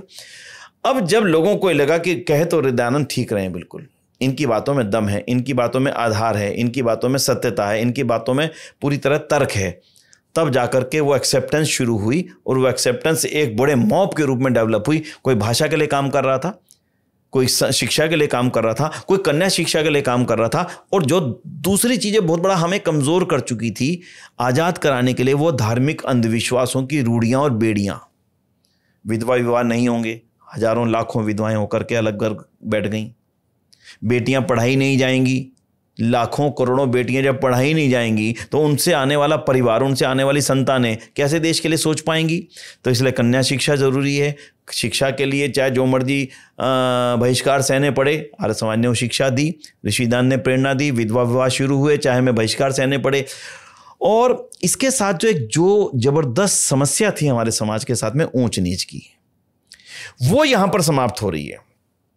अंग्रेजों के शिक्षणालयों में तो वो नीची जाति के बच्चे पढ़ नहीं पाते थे, गरीब बच्चे पढ़ नहीं पाते थे। गुरुकुलों में यह परंपरा पड़ गई कि गुरुकुलों में किसी भी वर्ण से आया हुआ बच्चा वहीं एक साथ बैठ करके पढ़ेगा। जब ये वातावरण बना, ऊंची से ऊंची जाति का बच्चा भी यहीं बैठा है, नीची से नीची, जिसको कह दिया जाता था, हम नीची जाति नहीं मानते, लेकिन जिसको समाज ने एक नीचा वर्ग बना के तय कर दिया था, वहां दोनों बच्चे इकट्ठे पढ़ रहे हैं, चारों वर्णों के, ब्राह्मण, क्षत्रिय, वैश्य, शूद्र के बच्चे इकट्ठे एक ही साथ पढ़ रहे हैं। तो वो जो सामंजस्य बना, जो अभी तक अलग अलग था, मैं तो ये हूं, मैं तो ये हूं, मैं तेरे साथ नहीं बैठूंगा, मैं ये जो एकता आई डीएवी स्कूल्स में, ये जो एकता है गुरुकुलों के माध्यम से, ये जो एकता है आर्य समाज के सत्संगों में इकट्ठा बैठने से, इसने एक बहुत बड़ा वर्ग डेवलप कर दिया जो एक पूरी तरह से अंग्रेजों के खिलाफ युद्ध करने के लिए तैयार था। बस उसको एक आवश्यकता थी नेतृत्व की, और वो नेतृत्व देने वालों के नाम मैंने पहले आपके सामने लिखे, जिसमें लाला लाजपत राय का नाम, भाई परमानंद का नाम, श्यामजी कृष्ण वर्मा, एक अकेला श्यामजी कृष्ण वर्मा जी का नाम आप देख लें, महर्षि दत्त के शिष्य थे। उनके जीवन काल में उनके शिष्य बन गए थे। भगत सिंह तो खैर बाद की पीढ़ी में आए। श्यामजी कृष्ण वर्मा ने एक ही मन में संकल्प लिया कि मैं यहाँ बैठ कर के वो काम नहीं कर सकूंगा जो लंदन जाके कर पाऊंगा। लंदन में उन्हीं के घर जा करके इंडिया हाउस की स्थापना करना और वहां पढ़ने वाले नौजवानों को प्रेरित करके अंग्रेज सरकार के खिलाफ खड़ा करना, उनको साधन देना, कौन सी प्रेरणा काम कर रही थी? वहां जाकर के बड़ी उपाधि ले सकते थे, बड़े ऑफिसर बन सकते थे, बड़े ऐशोआराम की जिंदगी जी सकते थे। नहीं जी, क्यों? प्रेरणा एक ही थी, ऋषिदान की प्रेरणा। ऋषिदान उनके सबसे महत्वपूर्ण गुरुओं में से और मार्गदर्शक में से एक है। उनके अनेक पत्र, उनकी पूरी जीवनी को पढ़ेंगे तो वो स्पष्ट हो जाएगा, मुझे उसके लिए बहुत ज़्यादा कुछ कहने की आवश्यकता नहीं है। Shyamji Krishna Verma is the true disciple of Maharshi Dayanand Saraswati, उसी का परिणाम था। अब उसके परिणाम के स्वरूप क्या हो रहा है? वीर सावरकर लंदन जाते हैं, कौन देखेगा, कौन पालेगा, कौन रखेगा, कौन व्यवस्था करेगा? वो व्यवस्था वो कर रहे हैं। और जितने भी नौजवान जाते हैं लंदन इस काम में, वहां जाकर के उसका हृदय परिवर्तित हो जाता, नहीं अब तो मेरा एक ही उद्देश्य है, देश आजाद कराना। अब चाहे इसमें मैंने जो नाम लिए थे, करतार सिंह सराभा, नौजवान कितना सा है, सोचे कितना बड़ा है, 19 साल। आज अगर 19 साल के किसी नौजवान को आप कल्पना करके देखिए, फांसी हो रही है, अंग्रेज पूछ रहा है भैया माफी मांग लो, भाई तुम्हारी पूरी जिंदगी पड़ी है, माफी मांग लो। नहीं भैया मैं माफी नहीं मांगूंगा, क्या होगा, छूट जाऊंगा, तब बाद में नहीं मरूंगा क्या? 19 साल का नौजवान फांसी के तख्ते पर चढ़ रहा है। प्रेरणा देने वाला कौन है? उनकी जीवनी के अनुसार भाई परमानंद। उन पूरे इतिहास के अनुसार भाई परमानंद अपने आप में बहुत सारे क्रांतिकारियों के प्रेरक हैं। वो स्वयं क्रांतिकारी हैं, स्वयं घर लूट रहा है, गिरफ्तार हो रहे हैं, धर्मपत्नी को सारा घर छोड़ करके खाली करना पड़ रहा है, पर ये चीज जीवन से नहीं जा रही कि मैं भारत के लिए हूं। जब हमें लगातार एक के बाद एक श्रृंखला जब हम यहाँ से लेकर के वहाँ तक, वहाँ से लेकर के वहाँ तक देखते हैं, तो ये समझ में आ जाता है कि पूरा परिप्रेक्ष्य आर्य समाज से आच्छादित था पूरी तौर पर। आर्य समाज की बहुत सारी बातें ऐसी हो सकती हैं जो शायद उनके जीवन में पूरी तौर पर वो अपना ना पाए हों, एक अलग विषय है, क्योंकि आर्य समाज के सिद्धांत इस प्रकार के हैं जो मूल वैदिक सिद्धांत है। आर्य समाज के अपने कोई सिद्धांत नहीं, जो वेद के सिद्धांत है वही आर्य समाज के सिद्धांत हैं। तो जरूरी नहीं है कि वो सभी क्रांतिकारी उसको पूर्ण कर रहे हो, लेकिन ये बात ठीक है कि नेतृत्व वाले आर्य समाज के लोगों के साथ में हजारों क्रांतिकारियों की फौज जुड़ती चली गई। वो अलग अलग क्षेत्रों में तो काम कर रहे थे, लेकिन आज़ादी की स्पेशलिस्ट जो सीधे अंग्रेजों के खिलाफ जो युद्ध था उसमें जो लगे हुए थे, मैं कुछ नाम अगर आपके सामने पढ़ूं तो श्यामजी कृष्ण वर्मा, दामोदर सावरकर, ठाकुर रोशन सिंह, सरदार भगत सिंह, सुखदेव, राजा महेंद्र प्रताप, स्वामी सोमदेव, जयचंद्र विद्यालंकार, मास्टर अमीर चंद, करतार सिंह सराभा, सरदार अजीत सिंह, हरीश चंद्र, स्वामी श्रद्धानंद के पुत्र थे हरीश चंद्र, कैप्टन लक्ष्मी सहगल, सूफी अंबा प्रसाद, सोहन लाल, यशपाल, भाई परमानंद, पंडित तुलसीराम, अर्जुन सिंह, किशन सिंह राजपूत, सुनहरा सिंह, और भाई परमानंद के बाद में लाला लाजपत राय, राम प्रसाद बिस्मिल, राजेंद्र लाहिड़ी, राजगुरु मदन लाल ढीकना, बटुकेश्वर दत्त, गणेश शंकर विद्यार्थी, पंडित जगरराम आर्य, विष्णु गणेश पिंगले, नीरा आर्या, बलराज भल्ला, महात्मा हंसराज के पुत्र बलराज भल्ला, प्रेमनाथ सहगल, भगवती चरण वोहरा, दुर्गा भाभी, मानवती आर्य, ठाकुर जरावन सिंह, शिव वर्मा, जयदेव कपूर, भाई बाल मुकुंद, धर्मेंद्र पंडित, लेखराम, रामचंद्र देलवी। मैं पढ़ता चला जाऊं तो एक सूची इतनी लंबी है जिनको फांसी की सजा हुई, आजीवन कारावास हुए, लंबी प्रताड़नाएं झेलनी पड़ी। दुर्गा भाभी आगे, मतलब एक लंबी श्रृंखला है। कम से कम मैंने 173 नाम वो हैं जो पूरी तौर पर आर्य समाज से प्रेरित थे, जिन्होंने अलग स्थान पर अलग अलग समय में पूरी तरह से लीड लिया। मैंने कुछ ही नाम आपके सामने पढ़ पाया हूं। अगर मैं इस पूरी श्रृंखला को कहूं, और इसमें भी अभी बहुत शोध होना बाकी है, अभी बहुत नाम ऐसे बाकी हैं जो अनजाने रूप में अपने जिले में काम कर रहे हैं, अपने गाँव में काम कर रहे हैं, वहीं के वहीं उनका मृत्यु भी हो गई, वहीं फांसी की सजा भी हो गई, राष्ट्रीय परिप्रेक्ष्य में उनके नाम अमर नहीं हो पाए।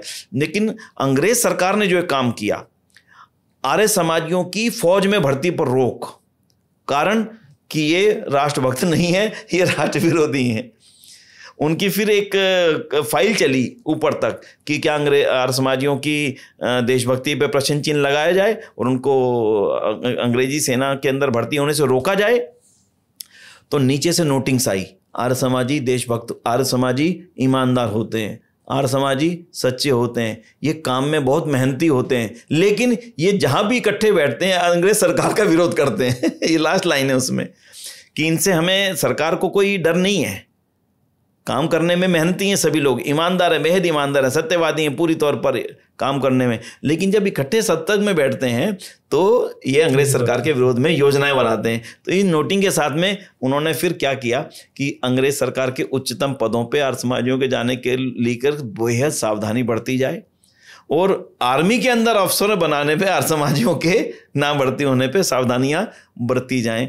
मतलब ये एक अपने आप में परिदृश्य दिखाता है कि आर्य समाज के उस समय अंग्रेज सरकार के सामने किस तरह का चित्र स्थापित हो चुका था।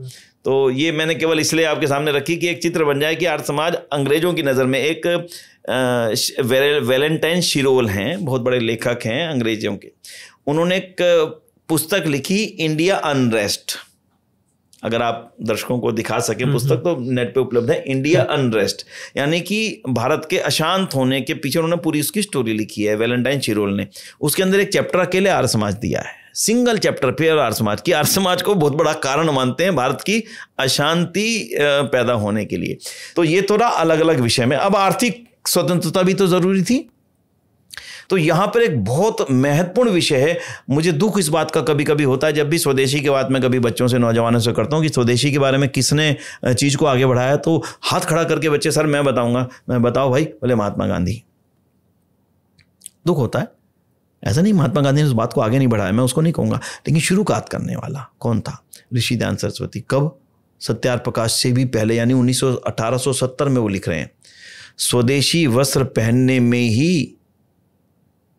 में ही स्वदेशी, और अपने राजाओं को पत्र लिख रहे हैं। पत्र क्या लिख रहे हैं? अपने राज्य का बना हुआ वस्त्र ही राज्य के कर्मचारियों पर अनिवार्य कीजिए, तभी राज्य की उन्नति होगी, यही देश उन्नति का सबसे बड़ा कारण है। और एक परिवार के जाके कह रहे हैं तुमने अंग्रेज का सिलाया जूता पहन करके क्या तुम ज्यादा बड़े बन गए हो? अंग्रेज से सीखो कि वो आज भी अपने देश से लाया हुआ जूता पहनता है।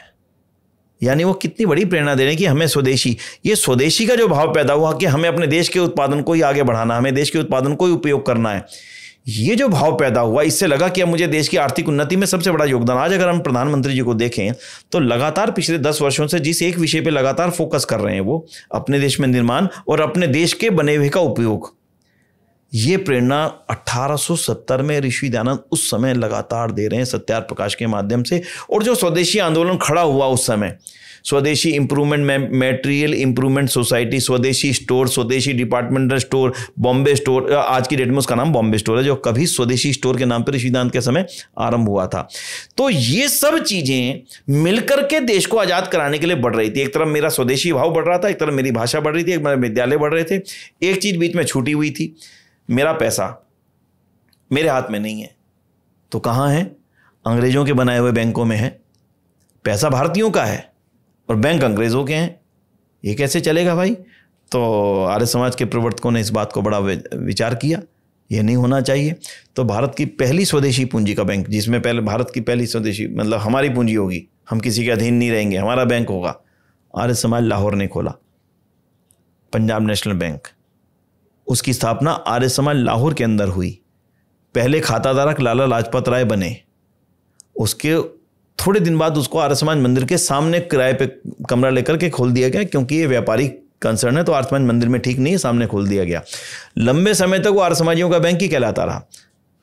तो हर चीज के ऊपर फोकस हो रहा था।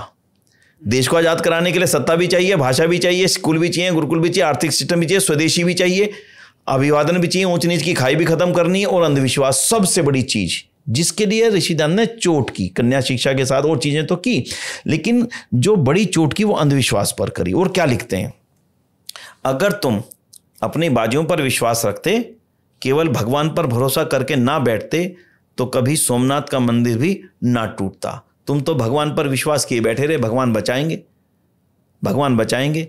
अरे भगवान ने तुम्हें बाजू दी है, दम दिया, बुद्धि दी है, तुम बचाओ ना इस मंदिर को, इसकी रक्षा तुम करो, इसके अंदर रखे हुए खजाने की रक्षा तुम करो।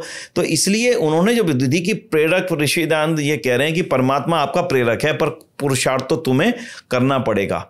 उन्होंने उस समय कहते अगर चलिए वो एक थोड़ा सा अलग तरह का विवाद हो जाता है, तो ऋषिदान ने हमें ये प्रेरणा दी कि भारत को आज़ाद भी तुम्हें खुद ही कराना पड़ेगा, बाहर से आकर के कोई नहीं आएगा, और प्रार्थना से आज़ाद होने वाला नहीं। जो आपने बात कही थी सॉफ्टनेस, ऋषिदान कह रहे हैं ये प्रार्थना से आज़ाद होने वाला नहीं है। तो अपने आप में संकेत है, श्रम करना पड़ेगा, कर्म करना पड़ेगा, युद्ध करना पड़ेगा। तो युद्ध किया, और युद्ध जो किया इसके साथ एक बड़ी कड़ी जुड़ी जो आज चर्चा का विषय होनी ही चाहिए, कांग्रेस का निर्माण। 1875 में आर्य समाज बना, 1885 में कांग्रेस बनी। कांग्रेस जब बन गई तो बनाने वाले कौन थे? अंग्रेज ऑफिसर। अनुमति किससे मांगी जा रही है? ब्रिटिश सरकार से मांगी जा रही है। चेयरमैन उसका कौन है? अंग्रेज ऑफिसर है, यानी कि जो अंग्रेजियत पढ़ा लिखा ऑफिसर है वो उसका चेयरमैन है। सेक्रेटरी उसका कौन है? वो ए.ओ. ह्यूम है। और लंबे समय तक यानी 25 साल तक सेक्रेटरी और चेयरमैन अंग्रेजी हैं या अंग्रेजी पढ़े लिखे हैं। हिंदी का तो नामो निशानी नहीं है। पूरी कांग्रेस की मीटिंग में हिंदी में कोई चर्चा नहीं होती थी। आपकी जानकारी इसके लिए जरूर होगी कहीं ना कहीं, क्योंकि आप बड़े चीज़ों को देखते हैं, खंगालते हैं, जानते हैं। कांग्रेस की पूरी बैठकों में अंग्रेजी में ही सारा काम हुआ करता था, इंग्लिश हिंदी में होता ही कुछ नहीं था। इसका अर्थ बड़ा स्पष्ट था, अंग्रेजियत पढ़े लिखे ही। अंग्रेज सरकार केवल एक चाहती थी, ये जो आर्य समाज ने जागृति पैदा की, अगर हमने अपने वर्ग को इकट्ठा करके अपने साथ नहीं खड़ा किया तो पूरा सब कुछ खो बैठेंगे। और इसलिए एक नया विंग डेवलप किया गया। आज की कांग्रेस से उसको गिनती मत कीजिएगा। आज की कांग्रेस एक पॉलिटिकल पार्टी है, वो अपना काम पॉलिटिकल पार्टी के रूप में कर रही है, लेकिन जिस रूप में अंग्रेजों ने उसकी स्थापना की थी मैं उसकी चर्चा करता हूं, क्योंकि इससे ऐसा लगेगा कि मैं वर्तमान के कांग्रेस पर टिप्पणी करूंगा। वर्तमान कांग्रेस की एक अलग कहानी, मैं उस तरफ नहीं जाऊंगा।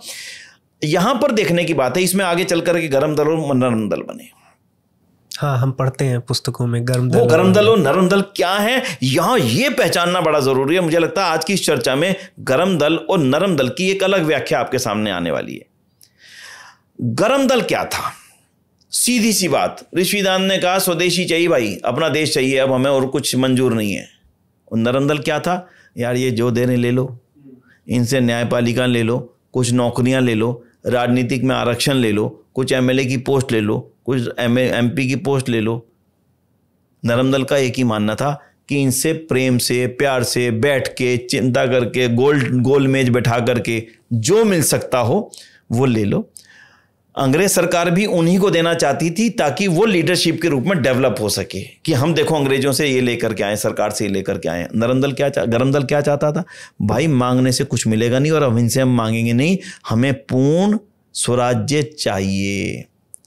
आप एक चीज की अनुमान लगाइए, कांग्रेस की बैठक शुरू हुई है और कांग्रेस की बैठक की शुरुआत में लॉन्ग लिव विक्टोरिया का गीत पढ़ा जा रहा है।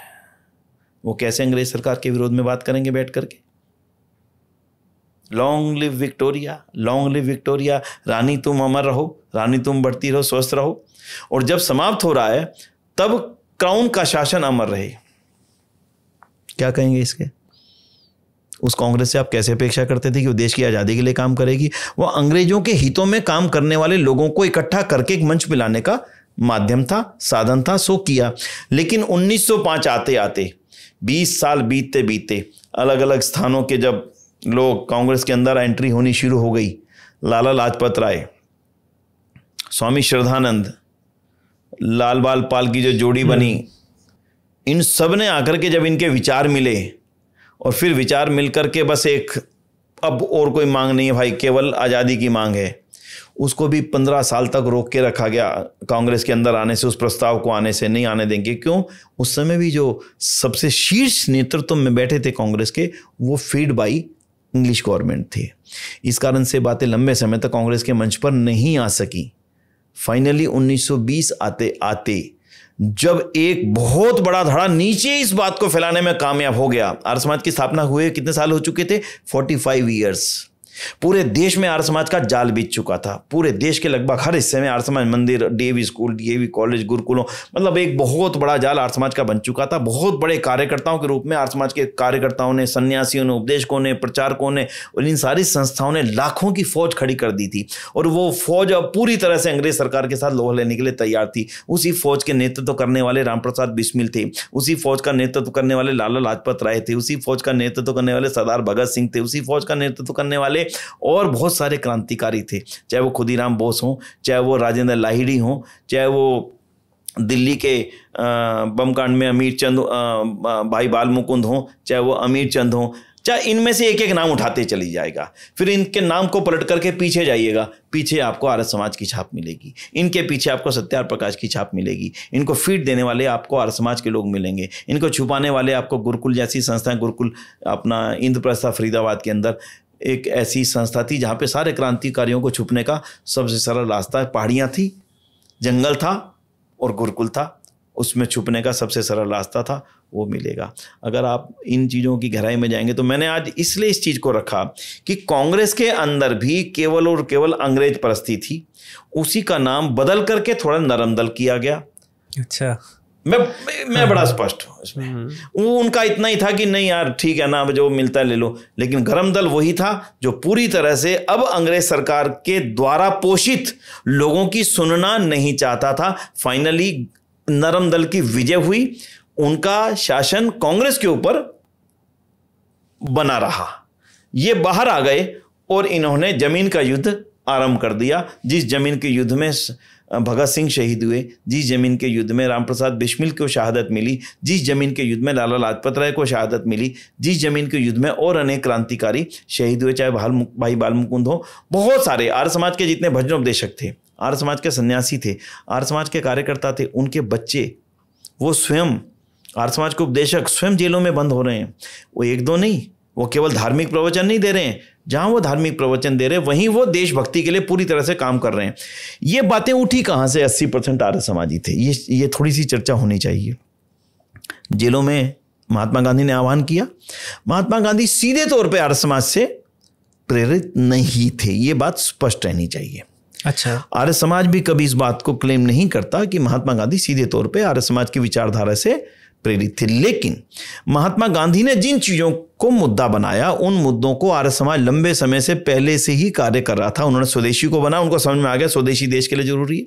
उन्होंने अस्पृश्यता को बनाया, ये आर्य समाज लंबे समय से पहले से अस्पृश्यता के लिए कार्य कर रहा था। उन्होंने कहा ये देश के लिए जरूरी है, उसके बिना देश को इकट्ठा कर पाना बहुत कठिन हो जाएगा। उन्होंने ऊंच नीच को, छुआछूत को, इन सब चीजों को मुद्दा बनाया और वो उसके लिए काम करने लगे। फिर चरखा बनाना, ये सब स्वदेशी का पार्ट था जो ऋषिदान ने कहा था। हाँ, मुस्लिमों को लेकर के चलना महात्मा गांधी की एक राजनीतिक जरूरत थी, मजबूरी भी मैं नहीं कहूंगा। कोई भी राजनेता होगा और लोकतंत्र में वो जिएगा तो उसको सबका साथ चाहिए, किसी रूप में भी चाहिए। उस रूप में आर्य समाज की मान्यता बड़ी स्पष्ट थी कि ये जितने भी वर्तमान के मुस्लिम हैं ये कन्वर्ट किए गए मुस्लिम हैं। औरंगजेबों के शासन में जब डंडे से उन्होंने किया, आज हमारा अपना शासन है तो सबको वापिस आना चाहिए। तो शुद्धि आंदोलन आर्य समाज की बहुत बड़ी पहचान थी उस समय के लिए, स्वामी श्रद्धानंद की बहुत बड़ी पहचान थी। महात्मा गांधी उस चीज के थोड़े से विरोधी रहे। वो बात अलग है कि आने वाले समय में उनके खुद का बेटा भी मुस्लिम बन गया और वापसी उसको भी हिंदू बनाने के लिए आर्य समाज को फ्रंट पे आना पड़ा, लाना पड़ा, एक अलग थी। तो महात्मा गांधी क्योंकि ये क्या विषय था? महात्मा गांधी जी के कोई मुस्लिम बन गया था? महात्मा गांधी का स्वयं का बेटा, अच्छा, अब्दुल्ला गांधी बन गया। अच्छा, और फिर आर्य समाज ने घर वापसी कराई। हुआ क्या, स्वामी श्रद्धानंद की जब शुद्धि मुहिम चली तो महात्मा गांधी ने ये कहा कि भाई तुम इस शुद्धि मुहिम को मत चलाओ। तो स्वामी श्रद्धानंद ने कहा कि आप मुसलमानों को भी कह दें कि वो भी तबलीग मत चलाए। तबलीग मतलब प्रचार यात्राएं करके वो हिंदुओं को मुस्लिम बनाते थे। स्वामी श्रद्धानंद ने कहा कि स्वामी जी आप उनको कह दें कि तबलीग रोक दें, मैं शुद्धि आंदोलन रोक दूंगा। स्वामी महात्मा गांधी उनको कहने की हिम्मत नहीं कर सके।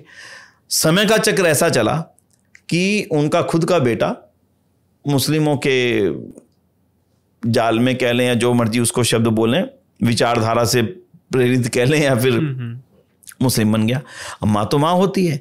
महात्मा गांधी अब किस मुंह से कहें कि शुद्धि मत करो, क्योंकि वो तो पहले शुद्धि आंदोलन का विरोध कर चुके हैं स्वामी श्रद्धानंद का, लेकिन माँ तो माँ थी। कस्तूरबा तो ये सोचती मेरा बेटा कैसे वापिस आए। तो महात्मा गांधी की धर्मपत्नी कस्तूरबा गांधी आर्य समाज के कार्यकर्ताओं से बम्बई में मिली, जा करके उनसे बात की कि मेरे बेटे को वापस लाइए। अब उनसे बात कौन करे, वो तो कह चुका था कि मैंने देख लिया है सब कुछ, अब मुस्लिम धर्म ही ठीक है। तो आर्य समाज के कार्यकर्ताओं ने उनसे बातचीत शुरू करी। हिंदू धर्म की विशेषताएं, वास्तविक विशेषताएं, सनातन धर्म की मूल विशेषताएं, वेद की बातों को उन तक बताया, बातचीत की। बहुत हद तक जब उनको वो पूरी तरह से करने में सहमत हो गए, तब उन्होंने कहा कि नहीं, बात में ठीक है, जो हिंदुत्व का दर्शन ऋषि दयानंद दे रहे हैं वो हिंदुत्व बिल्कुल ठीक है, मैं उसका विरोध में नहीं जाता। और बाद में बहुत बड़ा कार्यक्रम हुआ काकड़वाड़ी के अंदर, और वहाँ से फिर महात्मा गांधी के बेटे को अब्दुल्ला गांधी से फिर से हीरालाल गांधी, हरीलाल गांधी पुराना नाम था, बाद में उनको बदल करके अब्दुल्ला गांधी से जब वापस लाए तो हीरालाल गांधी उनका नाम रखा गया। अब आप कल्पना करके देखिए, आर्य समाज की इस फील्ड में काम नहीं कर रहा था, और ये सारी की सारी फील्ड एक तरह से देश को आज़ाद कराने के लिए ही काम कर रही थी पूरी तौर पर। क्योंकि उस समय जब वो अब्दुल्ला गांधी बने, उस समय एक बात शुरू हो चुकी थी, आपकी जानकारी के लिए, पाकिस्तान का निर्माण। अच्छा, उनकी इच्छा क्या थी, ज़्यादा से ज़्यादा लोग यहाँ पे मुस्लिम बन जाएंगे तो पाकिस्तान एक बहुत बड़ा हिस्सा मांगने में हम कामयाब हो जाएंगे। महात्मा गांधी सबसे बड़े लीडर थे उस समय, देश दुनिया में उनका नाम था। अरे उनका बेटा मुसलमान बन गया तो हम तो लाखों को बना लेंगे। इस मुहिम को, इस सोच को तोड़ा किसने? आर्य समाज ने। आर्य समाज ने तोड़ा। ये ऐसा फैक्ट है, चाह करके कोई डिनाई नहीं कर पाएगा, ये डॉक्यूमेंट के साथ फैक्ट है। उन्होंने एक विषय रखा दलितों के लिए। विषय ये रखा कि आप ऐसा करें, आधे दलितों को आप मुस्लिम बना लें, आधे दलितों को आप हिंदू बना लें। मुसलमानों ने एक प्रस्ताव रखा कि आधे दलितों को हम मुस्लिम बना लेते हैं, आधे दलितों को आप हिंदू बना लें। स्वामी श्रद्धानंद ने कहा भी क्यों, जब हैं वो सारे हमारे, तो हम क्यों आपके आधे बनने दे। बोले आप मानते कहाँ हो उसको अपने? आप तो उनको अपना नहीं मानते, आप तो उनके साथ मंदिरों में जाने नहीं देते हैं, आप उनको अपने कुएं से पानी नहीं भरने देते हैं, उनके शमशान घाट भी आपके अलग हैं। ये सब चीज़ें उन्होंने उस समय कही। तब स्वामी श्रद्धानंद ने वो मुहिम शुरू करी। ये भी आज़ादी की ही मुहिम है। जब आपका एक वर्ग बड़ी तेजी से कन्वर्ट होता चला जा रहा है, और वो जो कन्वर्टेड वर्ग है वो इस देश को अपना ना मान करके किसी और देश की कल्पना में बैठा हुआ है, तब आप उसको वापस ला करके अपने साथ बैठाने का जो काम कर रहे हैं, ये देशभक्ति का काम नहीं तो इसको और क्या कहेंगे। इसलिए शुद्धि आंदोलन जो था वो देश को, भारत को मजबूत बनाने के लिए था। वो किसी जाति को मजबूत बनाने के लिए नहीं है, वो कि हिंदू जाति को मजबूत बनाने के केवल नहीं है, वो आर्य समाज को मजबूत बनाने के लिए मात्र कारण नहीं था, वो विचारधारा के परिवर्तन होने से रोकने के लिए किया गया आंदोलन था, जिसका नेतृत्व उस समय स्वामी श्रद्धानंद ने किया। बाद में आर्य समाज ने उस आंदोलन को खूब अच्छी तरह से पकड़ा। तो ये जो बात आपने कही कि 80% अगर आप इन सब चीज़ों को लगाएंगे, जो लोग शिक्षा के काम में लगे थे, जो लोग हिंदी के काम में लगे थे, जो लोग बैंकिंग के काम में लगे थे, जो लोग आज़ादी के काम में लगे थे, जो लोग गुरुकुलों को, जो कन्याओं की शिक्षा के काम में लगे थे, जो विधवा विवाहों के काम में, जो दलित उद्धार के काम में लगे थे, अगर इन सब लोगों को मिलाकर के अगर आप देखें तो वो जो कार्यकर्ता अपने घर से निकल करके सुबह से शाम तक केवल और केवल किसी एक मुहिम को आगे बढ़ाने की तैयारी कर रहा है, मैं उसको देशभक्त मानता हूँ। मैं उसको देशभक्ति के लिए सबसे बड़ा अपने आप को समर्पित व्यक्तित्व के रूप में गिनता हूँ। तो उसकी गिनती 80 की जगह 100 भी होगी तो मैं कोई बड़ी बात नहीं मानूंगा। तो ये नेतृत्व तो आर्य समाज इस रूप में दे रहा था पूरी तौर पर। बहुत विस्तृत तरीके से हमने उस पूरी परिस्थिति को समझा है, आर्य समाज के योगदान को समझा है। अंत में मैं बस एक प्रश्न पूछना चाहूँगा, क्योंकि हमने अभी वैसे तो महात्मा गांधी जी पर बहुत चर्चा करने की आवश्यकता नहीं, क्योंकि आपने स्पष्ट किया है कि महात्मा गांधी जी आर्य समाज से के जो मुद्दे थे उन पर उन्होंने आगे कार्य किया है, डायरेक्टली वो एसोसिएटेड नहीं थे। दो मेरे कुछ फ्रेंड्स शायद बोल रहे थे कि जो आप परमानंद जी की बात कर रहे हैं, उनके उससे महात्मा गांधी जी वापस आए थे, कि ये प्रामाणिक है या? देखिए, ये एक प्रकरण है। अच्छा। भाई परमानंद आर्य समाज के बहुत उच्च कोटि के विद्वान थे, डीएवी कॉलेज में प्रोफेसर थे, अध्यापक थे, साथ में आर्य समाज के प्रचारक थे। उन समय आर्य समाज देश दुनिया में फैल रहा था, अफ्रीका में, फिजी में, सुरीनाम में, गयाना में, मॉरिशस में, ट्रिनिडाड में, अमेरिका में फैल रहा था। तो आर्य समाज के प्रचारक उन देशों में जाते थे और उन देशों में जाकर के जब आर्य समाज का प्रचार करने के लिए हिंदू संगठनों से और हिंदू समाज से मिलते थे, तो उस समय महात्मा गांधी दक्षिण अफ्रीका में थे। अच्छा। तो उस समय महात्मा गांधी वहाँ पर एक अच्छे व्यवस्थित एक व्यक्तित्व के रूप में स्थापित थे, एक सम्मानित व्यक्तित्व के रूप में स्थापित थे। महात्मा गांधी का एक प्रकरण आता है एक पुस्तक के अंदर, भाई परमानंद की एक लिखी जीवनी है, उसके अंदर आता है कि मैं उनको लेने के लिए गया, यानी महात्मा गांधी उनको लेने के लिए समुद्री जहाज पर गए। जब उतरे समुद्री जहाज से तो उनका बस्ता मैंने अपने सिर रखा और उनको लेकर के लिवा लेकर के घर पे आ गया। उनका अगले दिन कहीं भाषण था, तो उनका जब भाषण हुआ भाई परमानंद का, तो महात्मा गांधी ने भी सुना। तो महात्मा गांधी लिखते हैं कि उनके भाषण को सुनकर के मुझे गर्व हुआ कि मैं ऐसे महान व्यक्तित्व का सामान अपने सर पर ढोकर के लाया हूं। तब ये चर्चा महात्मा गांधी के साथ में भाई परमानंद की हुई कि आपकी आवश्यकता तो अब दक्षिण अफ्रीका में ना होकर के भारत में है, आप भारत आइए और भारत में इन आंदोलनों का नेतृत्व कीजिए, क्योंकि महात्मा गांधी निश्चित रूप से वहाँ पर जो रंग भेद की नीति थी, इसके लिए कहीं ना कहीं उनके मन में जो एक भाव था वो वहाँ प्रदर्शित अच्छी तरह से कर चुके थे। और उन चीज़ों को देख कर के भाई परमानंद उनको प्रेरणा दी। संभवतः मानता हूँ कि उसकी कहीं ना कहीं प्रेरणा का परिणाम तो था कि वो वहाँ से वापस भारत आ गए। 1920 के लगभग महात्मा गांधी भारत के परिप्रेक्ष्य में सम्मिलित होते हैं और उसके बाद का जो इतिहास है भारत का, उनके आसपास घूमना आरंभ कर देता है काफ़ी हद तक। तो इसलिए भाई परमानंद को मैं श्रेय तो दे सकता हूं किसी रूप में भी कि महात्मा गांधी को वो भारत वापस लाए। लेकिन महात्मा गांधी अंग्रेजी पढ़े लिखे थे, खान पान शुद्ध था, गुजराती होने का प्रभाव था उनके ऊपर इस बात का। और अंग्रेज सरकार से वो ये भी चाहते थे, मॉडरेटर जिसको आप शब्द कह सकते हैं, कि हम अंग्रेज सरकार से बिगाड़े भी ना, हमारी बात भी बन जाए, हमारी आपस में बात भी बन जाए।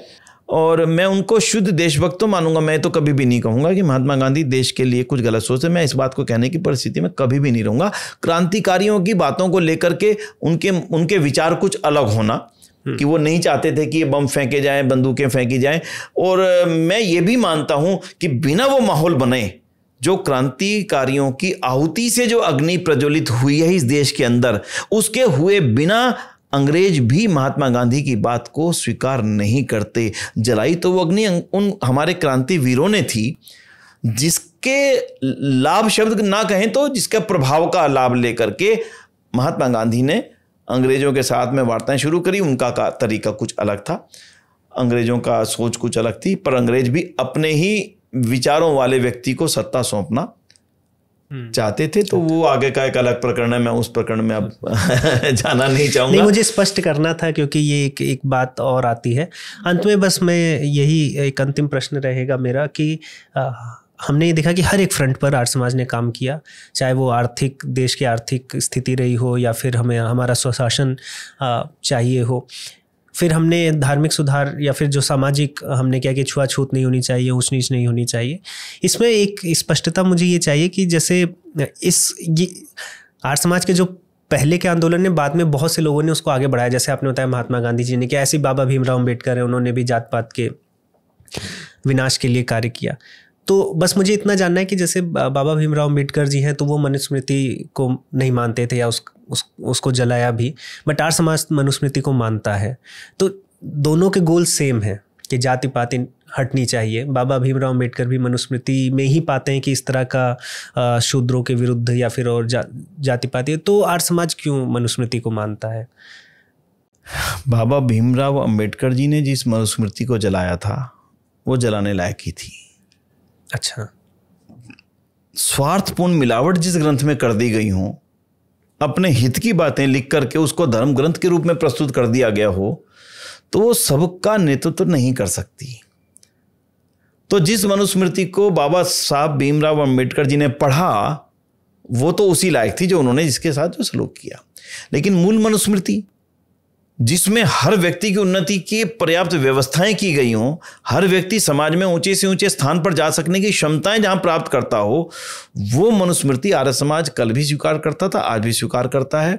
ऋषिदान ने सत्यार्थ प्रकाश को लिखते समय जितने ज्यादा प्रकरण, जितने ज्यादा उद्धरण जहां से लिए हैं वो मनुस्मृति ही है। और वो वही मनुस्मृति है। क्यों? भीमराव अंबेडकर अपने ग्रंथों में लिखते हैं कि जो वर्ण व्यवस्था की संकल्पना, अवधारणा ऋषिदान के ग्रंथों में है, उसको मैं स्वीकार करता हूं। और ऋषिदान के ग्रंथों में जो वर्ण व्यवस्था की परिकल्पना है, वो उसी मूल मनुस्मृति की परिकल्पना है, क्योंकि ऋषिदान अपने पास से कुछ भी नहीं दे रहे हैं। तो इसलिए भीमराव अंबेडकर जी जिस मनुस्मृति को जला रहे हैं, वो वास्तव में मनुस्मृति थी ही नहीं। मनुस्मृति के नाम पर बदले हुए लेख, बदले हुए अर्थों का एक बहुत बड़ा एक, जिसको आप कह लें पोथी थी। मनुस्मृति को अच्छे ढंग से उस समय प्रस्तुत नहीं किया जा सका, लेकिन आज हमारा सौभाग्य है कि मनुस्मृति के शुद्ध मनुस्मृति, विशुद्ध मनुस्मृति के रूप में आज पुस्तकें पूरी तरह से उपलब्ध हैं। उनके एक एक मंत्र, एक एक श्लोक को देख करके आप बड़े आराम से पता लगा सकते हैं कि मनुस्मृति में एक भी श्लोक ऐसा नहीं है जो किसी जाति में, धर्म में, मत में, संप्रदाय में, लिंग में भेद करता हो, ऊंच नीच की भावना पैदा करता हो, किसी के आगे बढ़ने पर रोक लगाता हो। उल्टा उसी में एक व्यवस्था है कि किसी भी परिवार में पैदा हुआ व्यक्ति दुनिया में किसी भी ऊंची से ऊंचे पदवी को प्राप्त करने की सक्षमता रखता है। अगर मैं बाबा भीमराव अंबेडकर जी की ही बात करूं, क्योंकि देखिए उन्होंने जो कुछ देश को दिया वो अद्भुत है, इसमें कोई कहने की शक की बात नहीं है, लेकिन उसको देने में भी आर्य समाज का बड़ा योगदान रहा है। वो जानकारी होनी चाहिए सब। भीमराव अंबेडकर ना बन पाते अगर महाराजा बड़ौदा शाहू महाराज उनको छात्रवृत्ति ना देते। छात्रवृत्ति क्यों दी उन्होंने?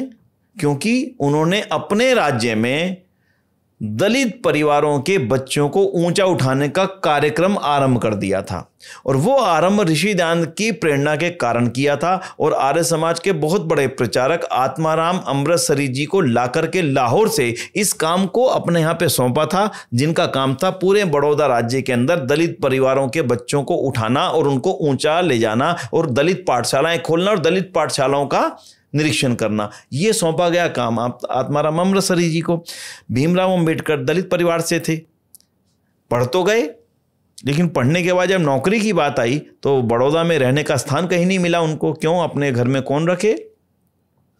छुआछूत का इतना गहरा प्रभाव पड़ चुका था कि अपने घर में कौन रखे।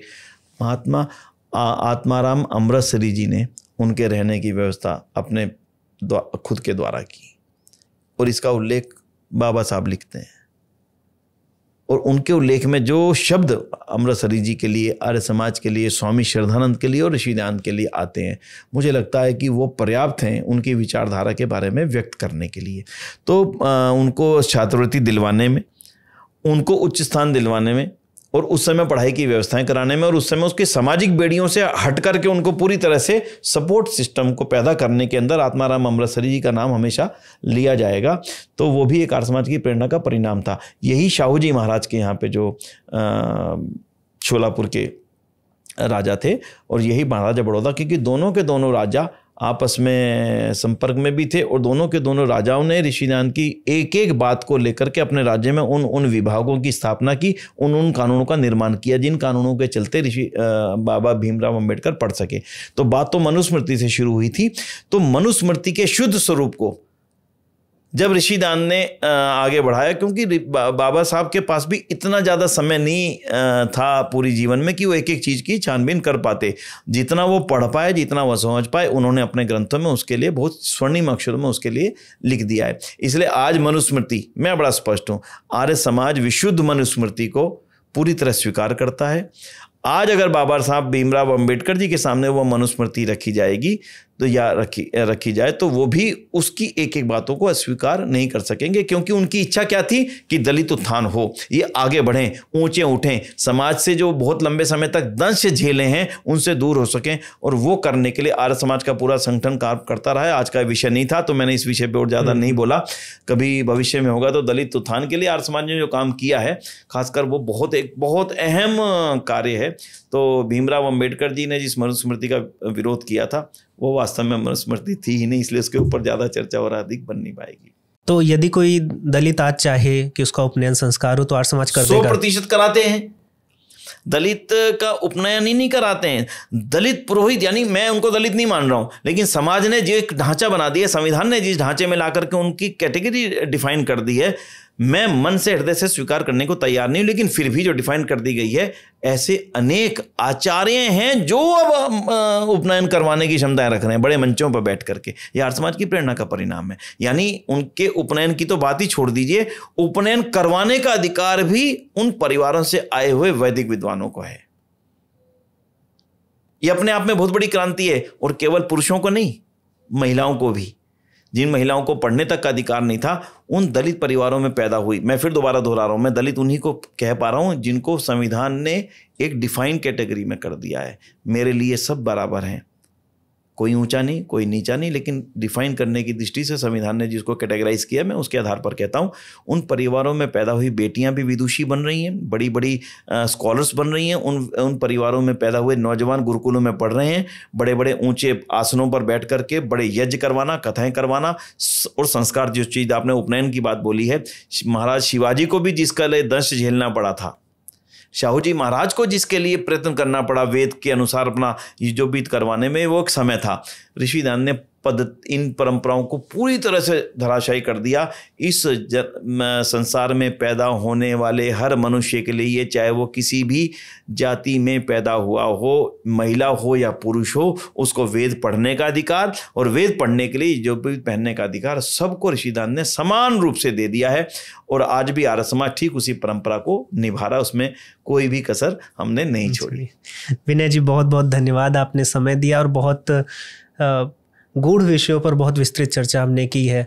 स्वतंत्रता दिवस आ ही रहा है और उस स्वतंत्रता दिवस के उपलक्ष्य में हम किस प्रकार से आर्य समाज का क्या योगदान रहा है, आर्य समाज, आपकी क्या दृष्टिकोण है मुझे नहीं पता, बट मुझे ऐसा लगता है कि आर्य समाज को इस तरह से नहीं देखना चाहिए कि ये कोई डिफरेंट चीज़ है। अगर आप वेदों की तरफ जाते हैं, तार्किक होते हैं, प्रामाणिक होते हैं, ऊंच नीच नहीं मानते हैं, साथ में चाहे बालक हो बालिका हो, सबकी शिक्षा को लेकर आप, अगर आपकी चेतना उस तरह की है, तो आप फिर वो आर्य समाज आपने आपको बोले या ना बोले, वो फिर आप उससे कोई फर्क नहीं पड़ता। बिल्कुल एग्री करता हूँ। आर्य समाज का सदस्य होना ही आर्य समाजी होने का कोई, आर्य समाज की विचारधारा एक सार्वभौमिक है। आप किसी ऊंच नीच को नहीं मानते, आप आर्य समाज से जुड़े, आप देशभक्त हैं, मजबूती से देश के उद्देश्य को प्रथम रखते हैं, आप आर्य समाज से कहेंगे कि मैं गौरव से आर्य समाजी हूँ। आप किसी के उन्नति के लिए कुछ काम करते हैं तो मैं समझता हूँ आप आर्य समाजी, आप आर्य समाज से सीधे जुड़े हैं, मेंबर हैं, नहीं हैं, जाते हैं, आते हैं, नहीं है, ये कोई बहुत बड़ा मैटर नहीं करता। विनय जी, बहुत बहुत धन्यवाद। पूरी टीम आभार व्यक्त करती है कि आपने समय निकाला। जिस चर्चा को हमने किया है, इससे बहुत ढेर सारी चीज़ें हैं जो दर्शकों को जानने को मिलेगी, और साथ में कि किसी भी प्रकार की संकीर्णता से और जो हम छोटी छोटी चीज़ों में फंस जाते हैं उससे उठकर देश को किन ऐसा भी नहीं कि देश के लिए क्या करना है वो भी स्पष्ट हुआ है कि शासन में अगर आप कर सकते हैं तो शासन मजबूत करने में करिए, अगर आप स्वदेशी बिजनेस डेवलप कर सकते हैं तो वो करिए, यदि आप संस्कृति को प्रिजर्व कर सकते हैं, यदि आप संस्कृति को ग्लोबलाइज कर सकते हैं, तो अनेक आपके पास प्लेटफॉर्म है जहां से आप देश के लिए कार्य कर सकते हैं। बहुत अच्छा पॉडकास्ट हुआ है इस स्वतंत्रता दिवस के उपलक्ष्य में, तो इसी के साथ मैं आपका बहुत बहुत धन्यवाद करता हूं। बहुत धन्यवाद विशाल जी, आपने इस विषय को लेकर के, देखिए इतिहास जिंदा रहना चाहिए और इतिहास सही रूप में जिंदा रहना चाहिए, ताकि आने वाले जो युवा साथी हैं उससे प्रेरणा भी ले सकें। क्योंकि गलत चीज़ जब सामने जाती हैं तो आने वाले समय में उसका गलत इंटरप्रिटेशन और गलत होते हुए वो बहुत दूर तक ही गलती चली जाती है। तो अच्छा लगा आपने आज इस विषय को रखा और हमें क्रांतिकारियों को स्मरण करने का एक अच्छा अवसर भी मिला। आपका बहुत बहुत धन्यवाद। फिर मिलेंगे। आपका बहुत आभार, सभी का धन्यवाद।